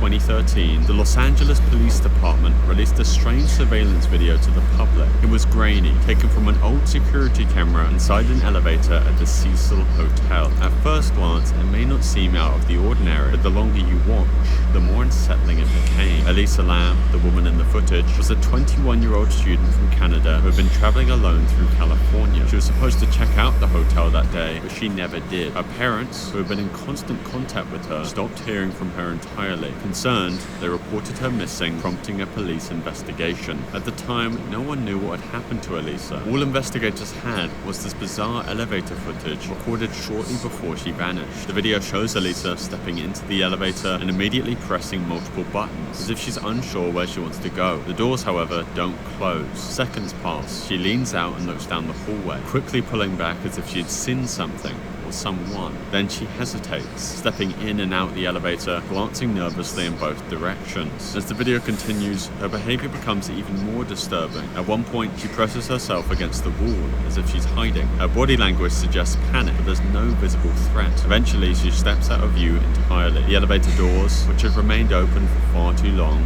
suddenly close. But by then, Elisa is no longer inside. The footage ends. The video went viral almost immediately. People were disturbed by how unnatural her behavior seemed, and tons of theories began to spread. Some believed she was hiding from someone, a stalker, a hotel employee, maybe even an unseen attacker just outside the camera's view. Others thought she was under the influence of drugs, experiencing paranoia or hallucination. But an autopsy later revealed that there were no traces of drugs or alcohol in her system, apart from small traces of her prescribed drugs, as Elisa was diagnosed with bipolar disorder. There was also a more paranormal explanation. The Cecil Hotel had a long and infamous there's nothing history paranormal of about it. and sinister guests, including serial killers like Richard Ramirez. Some believed Elisa wasn't alone in that elevator, that something from the hotel's dark past had been watching her. Regardless of the theory, the biggest question remained the same. Where did Elisa go after stepping out that elevator? That question wouldn't be answered until nearly 3 weeks later, when hotel guests began complaining about foul-smelling, discolored water coming from their taps. What happened next would turn this from a missing persons case into one of the most infamous mysteries of all time. As the game progresses, another eerie connection begins to surface: the presence of water. In horror stories, water is often linked to spirits, particularly in Asian folklore, where drowning victims are said to become restless ghosts. In real life, Elisa's body was found in the rooftop water tank of the Cecil Hotel, weeks after she had disappeared. The circumstances of her death were so strange that even the authorities still don't understand how she got there. The developers have never confirmed that they were inspired by Elisa's case, but the similarities are undeniable. You start in the middle of nowhere, snow-covered mountains stretching as far as the eye can see. Your only guide is a flickering flashlight and the distant sound of your own footsteps. The deeper you go, the more unsettling it feels. The loneliness, the paranoia, the overwhelming sense that you're not alone. This is Color, a horror game unlike any other. There are no monsters lurking in the dark, no jump scares every few minutes. Instead, the terror comes from the emptiness, from the feeling that something terrible happened here and that it could happen again. But this isn't just another survival horror game. It's based on a real event, one of the most disturbing and mysterious cases in modern history. A story so chilling, so unexplainable, that it has haunted investigators, scientists, and conspiracy theorists for over 60 years. It all started in 1959, when 9 hikers vanished in the Ural Mountains of Soviet Russia. Their bodies were discovered weeks later, scattered across the snow in ways that defied logic. Their tent was found ripped open. Some were found barefoot. Oh yeah, that story. In freezing cold, with some of their bodies covered in strange injuries, broken bones without external wounds, missing eyes, and one of them had a missing tongue, and no one could explain why. The deeper we go, the stranger this mystery becomes. One of Colette's greatest strengths is how accurately it recreates the brutal conditions of the Ural Mountains. In real life, the group was trekking towards a peak called Colette's Circle, which translates to Dead Mountain in the local Mansi language. The game's title is obviously a direct reference. The game's environment captures the harshness of the terrain too. The deep snowdrifts, the lack of shelter, the eerie silence of the mountains at night. In real life, the hikers had to battle temperatures dropping as low as minus 30 degrees Celsius, and the unpredictable weather likely made survival even more difficult. However, in the game, the landscape is even emptier than in reality. The real Dyatlov group encountered Mansi hunter trails, and there were reports of other expeditions in the area, though none close enough to intervene. The game isolates you completely, amplifying the horror. In Colette, you don't start inside the hiker's tent. You're already out in the cold, left to piece together what happened. But in the real case, the tent itself became one of the biggest mysteries. Rescuers found it still standing, but with a crucial detail. It had been slashed open from the inside, implying that the hikers had been so desperate to escape that they couldn't even have used the tent's entrance. They cut their way out and ran half-dressed into the freezing night. The real horror of the incident lies in how the bodies were discovered. Some were found nearly a mile away from the tent, wearing little clothing, as if they had fled in pure terror. 3 had massive internal injuries, being broken ribs and crushed skulls, but 0 external wounds, leading investigators to compare it to the force of a car crash. One victim, Ludmila Dubinina, was found without her tongue and parts of her face. A few had traces of radiation on their clothes too. In Colette, there's a constant feeling that something is out there watching you, but in reality, no evidence of an attacker, human or otherwise, is ever found. However, the way Colette presents its world mirrors the hiker's disorientated movements. The game forces you to navigate with only a map, compass, and coordinates, obviously similar to the real-life expedition's methods. It's easy to get lost, panic, and end up somewhere you shouldn't be, just like the real hikers. The game leans heavily into the supernatural, hinting at shadowy figures, glowing entities, and forces beyond human understanding. While the real case is surrounded in mystery, most theories focus on natural or man-made explanations. Some believe a small, delayed avalanche forced hikers to flee in panic. However, there was no evidence of an avalanche at the site, and it doesn't explain some of the severe injuries found on some of the bodies. Others suggest the hikers accidentally stumbled upon a secret weapons. Colette taps into this idea with references to classified Soviet documents and a cover-up. The game isn't a history lesson, it's an experience designed to make you feel the same fear and confusion the hikers might have felt. The landscape is accurate, the sense of isolation and disorientation reflects what the hikers likely went through, and the paranoia and dread capture the emotions surrounding the Dyatlov mystery, even if the game's glowing entities are fiction. Colette doesn't try to solve the case, instead it keeps the mystery alive, leaving you wandering the frozen wasteland, searching for answers, just like investigators have done for over 60 years. You'll wake up late, I guess. Every now and then, the game unintentionally mirrors reality in ways that are hard to ignore. Now and Wait, what is this? Investigators lie, leaving you wandering the frozen wasteland, searching for answers, just like investigators have done for over 60 years. Every now and then, the game unintentionally mirrors reality in ways that are hard to ignore. This is one such case. Released in 2017, Granny became one of the most memorable horror games of its time. The concept is I thought that picture looked familiar. House, locked inside by a grey-skinned, hollow-eyed woman. She's old, frail-looking, but don't let that fool you, because Granny patrols the house, reacting to every sound. If you knock over a table, she hears it. If you step on a creaky floorboard, she's already on her way. She moves at an unnatural speed, chasing after you the moment you make a mistake. If she catches you, she knocks you unconscious with her bat. You have 5 days, 5 chances to find your way out before something terrible happens. Though what if something like this actually happened? A real-life case so eerily similar that I think the game definitely draws inspiration. St. Petersburg, Russia, 2015. An elderly woman is spotted on a security camera, casually walking near her apartment building. Nothing unusual, except for the fact that she's carrying a large plastic bag, a heavy one. A few hours later, police receive a report. A disjointed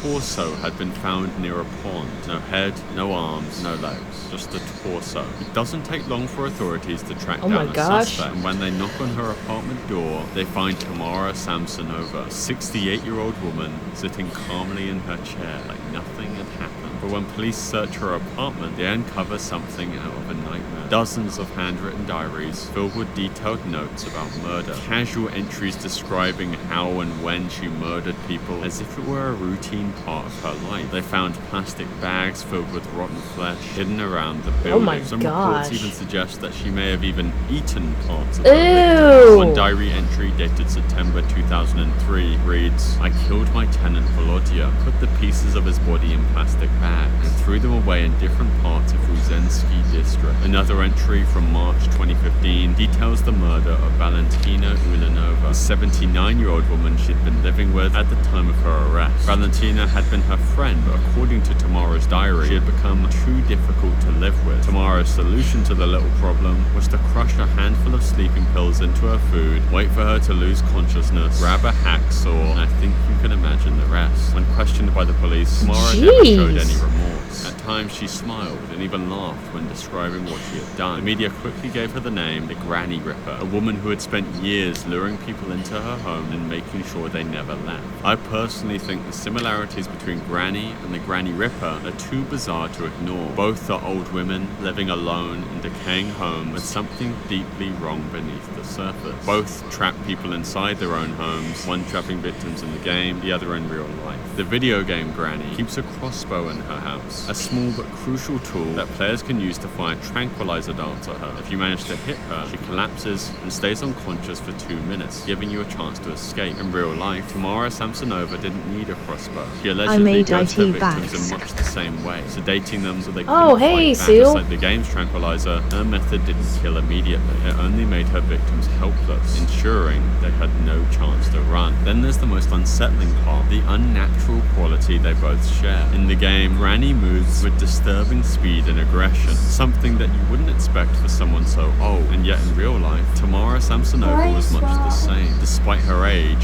she carried and disposed of bodies without any help. Unlike most serial killers, Samsonova was never sent to prison. After a psychiatric evaluation, she was declared legally insane and sentenced to an indefinite detention in a high-security psychiatric hospital. During her trial, she made disturbing comments, at one point begging the judge to let her go so she could continue killing. Her words in court were, "I knew you would come. It's such a disgrace for me. All this publicity. I am guilty and deserve to be punished. I've been preparing for this trial for 10 years. It is all deliberate. There is no way to live. With this last murder, I closed the chapter." She was committed to Kazanguk Psychiatric Hospital in 2015, where she remains to this day. You're looking at a digital city from that was insane.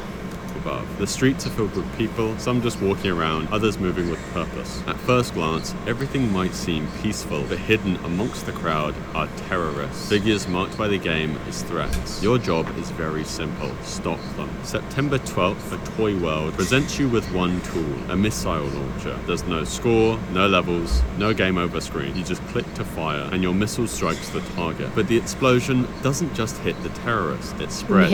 Buildings crumble, and worst of all, civilians get caught in the blast. As their tiny figures collapse, the remaining people in the city react. They stop what they're doing, some run away, while others stand still, mourning the loss of those who are just in the wrong place at the wrong time. Then something strange happens. Those mourning civilians begin to change. Their outfits darken, and they transform into the very thing you are trying to eliminate. More terrorists appear, blending into the crowd. The problem doesn't get smaller. Well, that's some commentary right there, huh? The more missiles you launch, the more civilians you lose, and the cycle repeats. At first, it might just feel like you're not playing well enough. Maybe if you time your shots better, aim more carefully, or fire less often, you'll eventually wipe out all the threats. But that's the trick. There is no winning. No matter what you do, the violence continues. Every action you take feeds into the never-ending loop. September 12th isn't a game in the traditional sense. It's more like a simulation. Not because it's hyper-realistic, but because it's meant to make you think. It doesn't tell you what's right and wrong. It simply lets you play and watch as the consequences unfold. You might already realize what this game is trying to say. Studies have shown that when civilians are harmed during counter-terrorism operations, they can increase anger towards those responsible. Family members and friends of the deceased may seek revenge, becoming radicalized themselves. This creates a sort of cycle, violence breeding more violence, just like in the game. US military reports from conflicts in the Middle East, particularly in Iraq and Afghanistan, have acknowledged that civilian casualties can have a direct impact on radicalization. One report from the RAND Corporation described how groups like Al-Qaeda use civilian deaths as propaganda propaganda, turning public outrage into recruitment opportunities. Leaked military documents and intelligence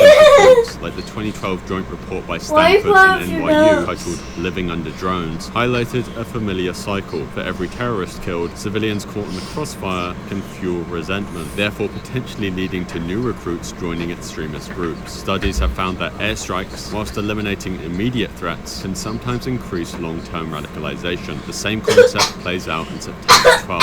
Each terrorist you eliminate only leads to more emerging from the grieving crowd. Even the game's name, September 12th, obviously hints at a real-world inspiration. It refers to the day after the Twin Towers was struck, and the United States and its allies faced a critical decision. How should they respond? The invasion of Afghanistan soon followed, marking the beginning of the War on Terror, a war that decades later still impacts global politics.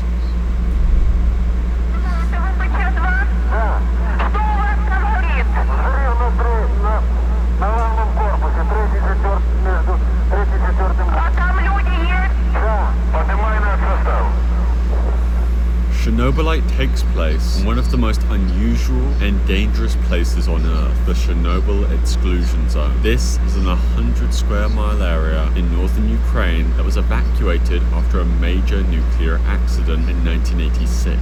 But to understand why this area is so significant, you first need to know what happened at Chernobyl. On April 26, 1986, a routine safety test of the Chernobyl nuclear power plant went horribly wrong. Reactor 4, one of the plant's 4 nuclear reactors, exploded due to a combination of design flaws Well, the and human difference error. between NATO and organizations like Al-Qaeda is Al-Qaeda doesn't care if they have to kill everyone, including themselves, to take out their enemies. Inflicting the deaths of their enemies is more important to them than their own lives. Yeah. Tragic but true. Amounts of radiation into the air, contaminating large parts of Ukraine, Belarus, and even reaching other countries in Europe. I probably don't need to tell you that radiation is dangerous because it damages the human body at a microscopic level. In high doses, it can cause severe burns, organ failure, and even death. In the days following the explosion, people in the nearby town of Pripyat, where most of the plant's workers lived, were told nothing was wrong. Many went about their daily lives unaware that they were being exposed to deadly levels of radiation. It wasn't until 36 hours later that authorities finally ordered an evacuation, but by then it was too late for many. Over the following months and years, thousands of people developed radiation-related illnesses, and a vast area surrounding the plant was deemed too dangerous for human life. Then the exclusion zone was created, a permanent no-go area stretching for miles around the ruined reactor. All the buildings were left abandoned, nature slowly took over, and time seemed to stand still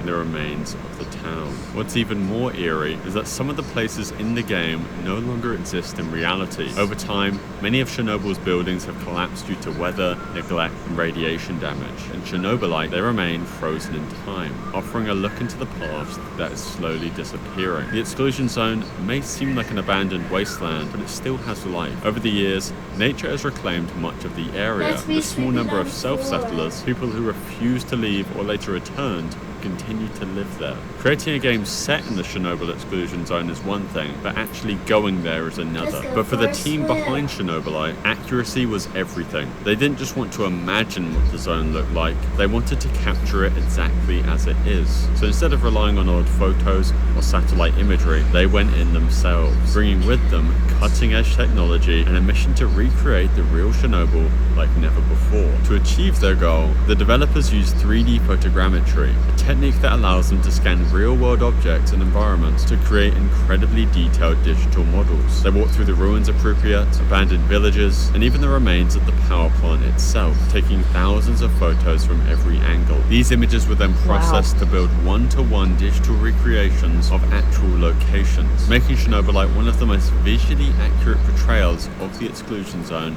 ever made. But this wasn't just about making the game look good, it was about preservation. Some parts of Chernobyl are rapidly deteriorating. By scanning these locations, the developers were able to digitally freeze them in time, allowing players to explore places that may no longer exist in the future. Entering the exclusion zone isn't as simple as just walking in. Radiation levels vary across the area, with some places still dangerously contaminated. While certain parts of the zone have lower radiation levels and are safe for short visits, others, like the Red Forest, forest, one of the most radioactive areas in the world, can be deadly. The developers had to follow strict safety protocols to avoid exposure. They wore dosimeters, which are devices that measure radiation, to monitor their levels at all times. Some areas were off limits, while others could only be visited for a few minutes before radiation levels became unsafe. Even so, they were able to scan key locations, including the Pripyat amusement park, home to the famous rusted Ferris wheel that never officially opened, and the ruins of Reactor 4, now sealed under a massive steel sarcophagus to contain the radiation. Though one of the biggest challenges wasn't just radiation, it was the feeling of the place itself. Even decades after the disaster, Chernobyl doesn't feel empty. There are obviously no crowds and no bustling streets, but the silence itself feels unnatural. The developers described an eerie atmosphere, and they weren't alone in this feeling. Many visitors to Chernobyl report a similar feeling of a deep sense of unease, especially in areas where people once lived.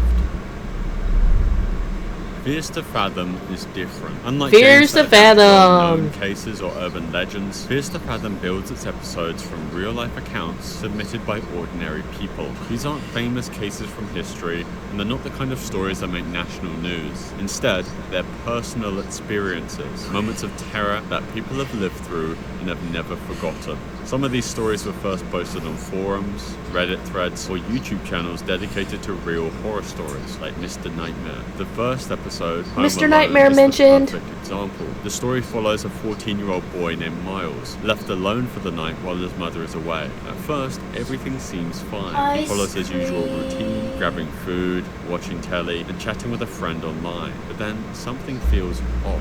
A strange figure appears outside, and look at the door interrupts the silence. Then, Miles receives a text from his mother. Their neighbor, Paula, has just sent her a photo of a man standing outside the house. The message is clear: lock all the doors and wait for the police. At this point, the unease shifts into full-on panic. Suddenly, his own house, the place that should feel most secure, becomes a prison, as danger could be lurking just outside. Or worse, is already inside. As Miles hides under his bed, he hears the sound of a window shattering from the master bedroom. Then the doorbell rings. It's Paula, but something isn't right. Miles is initially hesitant to go to the door, but when he eventually investigates, he can see the intruder's shadow near his parents' bedroom. At this point, he knows running is no longer an option. All he can do is hide and hope the police arrive in time. The story was directly inspired by a submission featured on Mr. Nightmare's channel, where a person recorded a real experience of staying home alone and realizing someone was watching And them. your point of bringing that up, 1979 Revolution, Black Friday, developed by Ink Stories, isn't just about playing a character, it's about experiencing history first.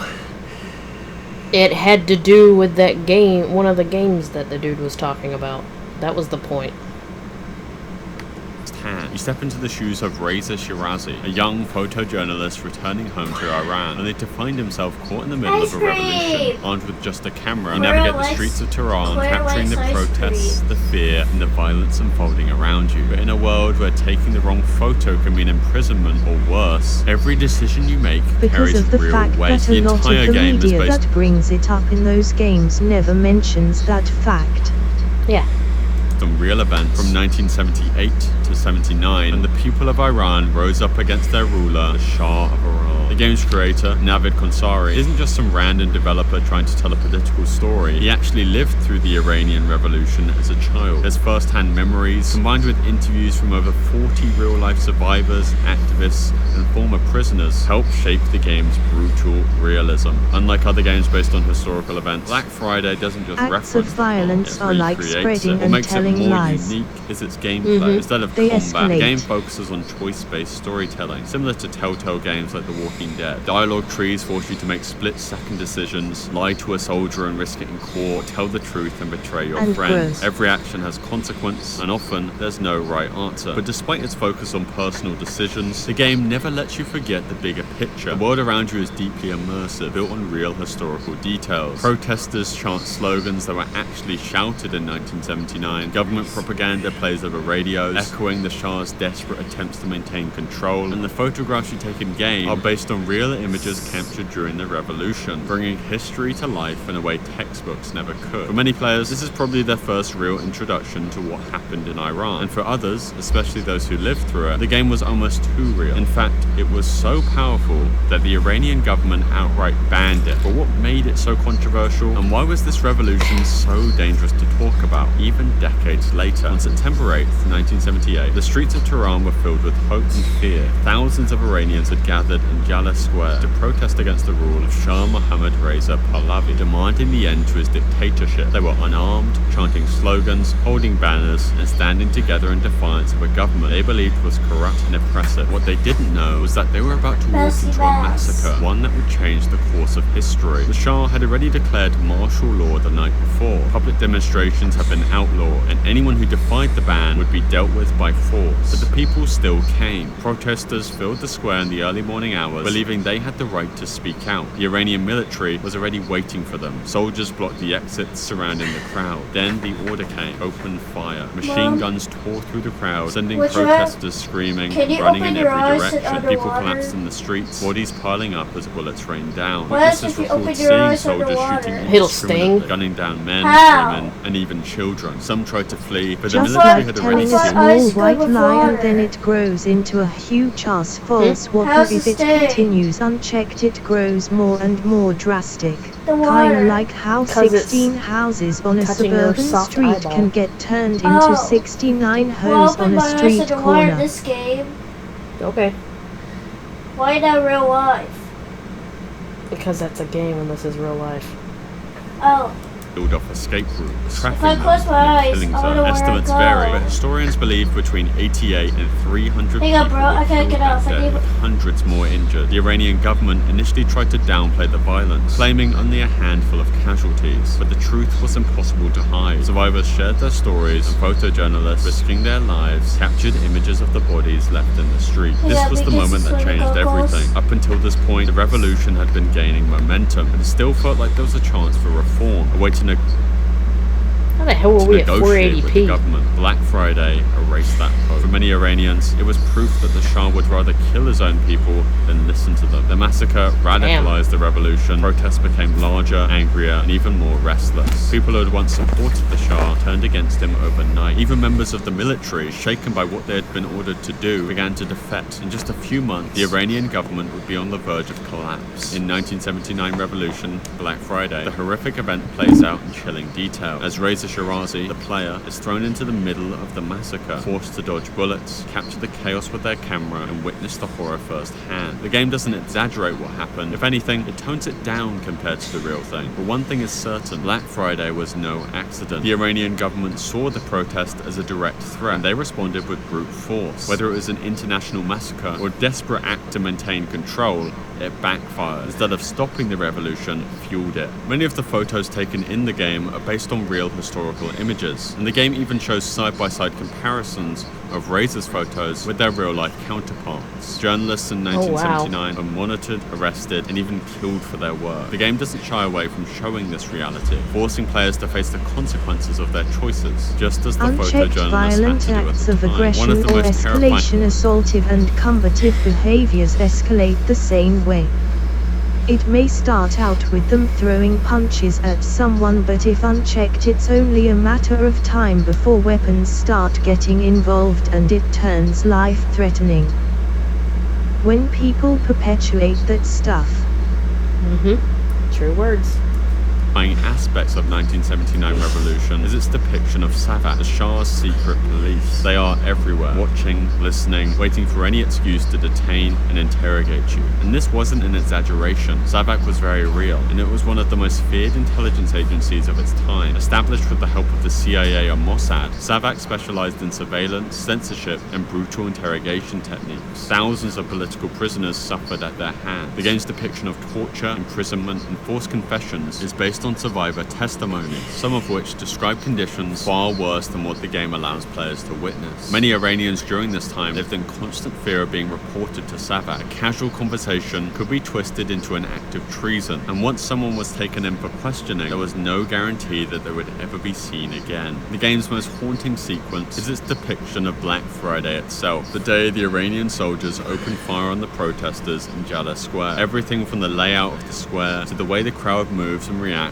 was designed to resemble real footage in survivor accounts. The gunfire, the screams, the people running in panic. It was all recreated based on descriptions from those who had been there. The game makes it clear that the player is powerless in this moment. You don't get to change history, you don't get to stop the massacre. All you can do is witness it, just as journalists did in 1978. From the moment the game was released, it was met with widespread praise. Critics called it one of the most powerful and unique historical games ever made. Players who had never learned about the Iranian Revolution were suddenly immersed in its brutal reality. For many, it was an eye-opening experience. But in Iran, the game wasn't just controversial, it was dangerous. The Iranian government didn't take long to respond. Shortly after its release in 2016, 1979 Revolution was officially banned in Iran. The government accused the game of spreading anti-regime propaganda, distorting history, and fueling Western narratives about the revolution. To them, it wasn't a game, it was a direct attack. Iran's National Foundation for Computer Games, the country's top regulatory body for video games, issued a statement condemning 1979 Revolution. They claimed that the game was developed as part of a wider effort to damage the country's image and misrepresent the past. According to them, the revolution was a people's movement, not the chaotic and brutal struggle depicted in the game. The government-controlled media called the game hostile and branded its creator, Navid Konsari, a traitor. The ban wasn't just about protecting the government's version of events, it was part of a much larger pattern of censorship in Iran. Since the revolution, the government has strictly controlled how history is taught and remembered. Certain events like Black Friday are rarely discussed in detail. Stories about human rights abuses under the Shah's rule are well documented, but the darker sides of the revolution itself, the mass executions, the political purges, are often left out of state-approved history. Konsari, the creator of the game, who had worked on massive franchises like GTA and Max Payne, suddenly found himself on the Iranian government's blacklist, and as a result, he has been unable to return to Iran. He expressed concerns about the potential dangers he might face if he were to go back, citing Iran's record of arresting individuals without clear cause, particularly journalists. Konsari has been advised against traveling to Iran due to these risks. And that concludes today's video. If you want something else to watch or listen to, there's a video on screen that YouTube thinks you'll enjoy. Oof, man. Alright. We've been live for about 2 hours. I think that's a good time to call it. Oof.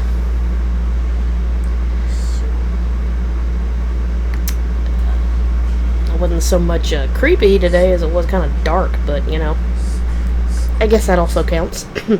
The link to my Discord and Yarub on my Twitch channel, and I have a donation is not required, but you can do if you want to do, and I have a subscriber because I am Twitch affiliate, so can you subscribe to me if you want to?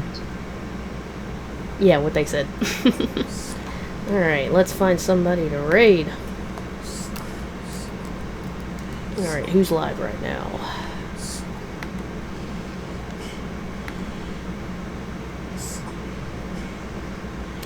Chunky, Shia,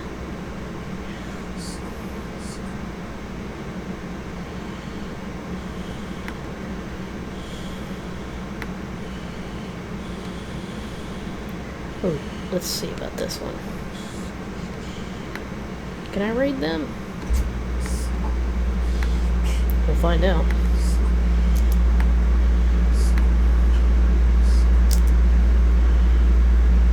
Oh, we can! Alright, we're raiding Pastaroni Ravioli. Pastaroni Ravioli.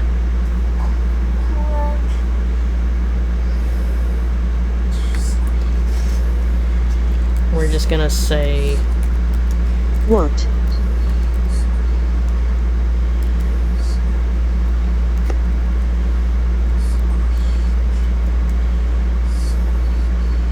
Spooky Sunday. Just say that. Because I'm not sure what we can say that had to do with what we watched, because we watched some dark shit, so just say that. Alright, guys. sea monster. I love you all, and I'll see y'all in the next stream, maybe tomorrow. Bye.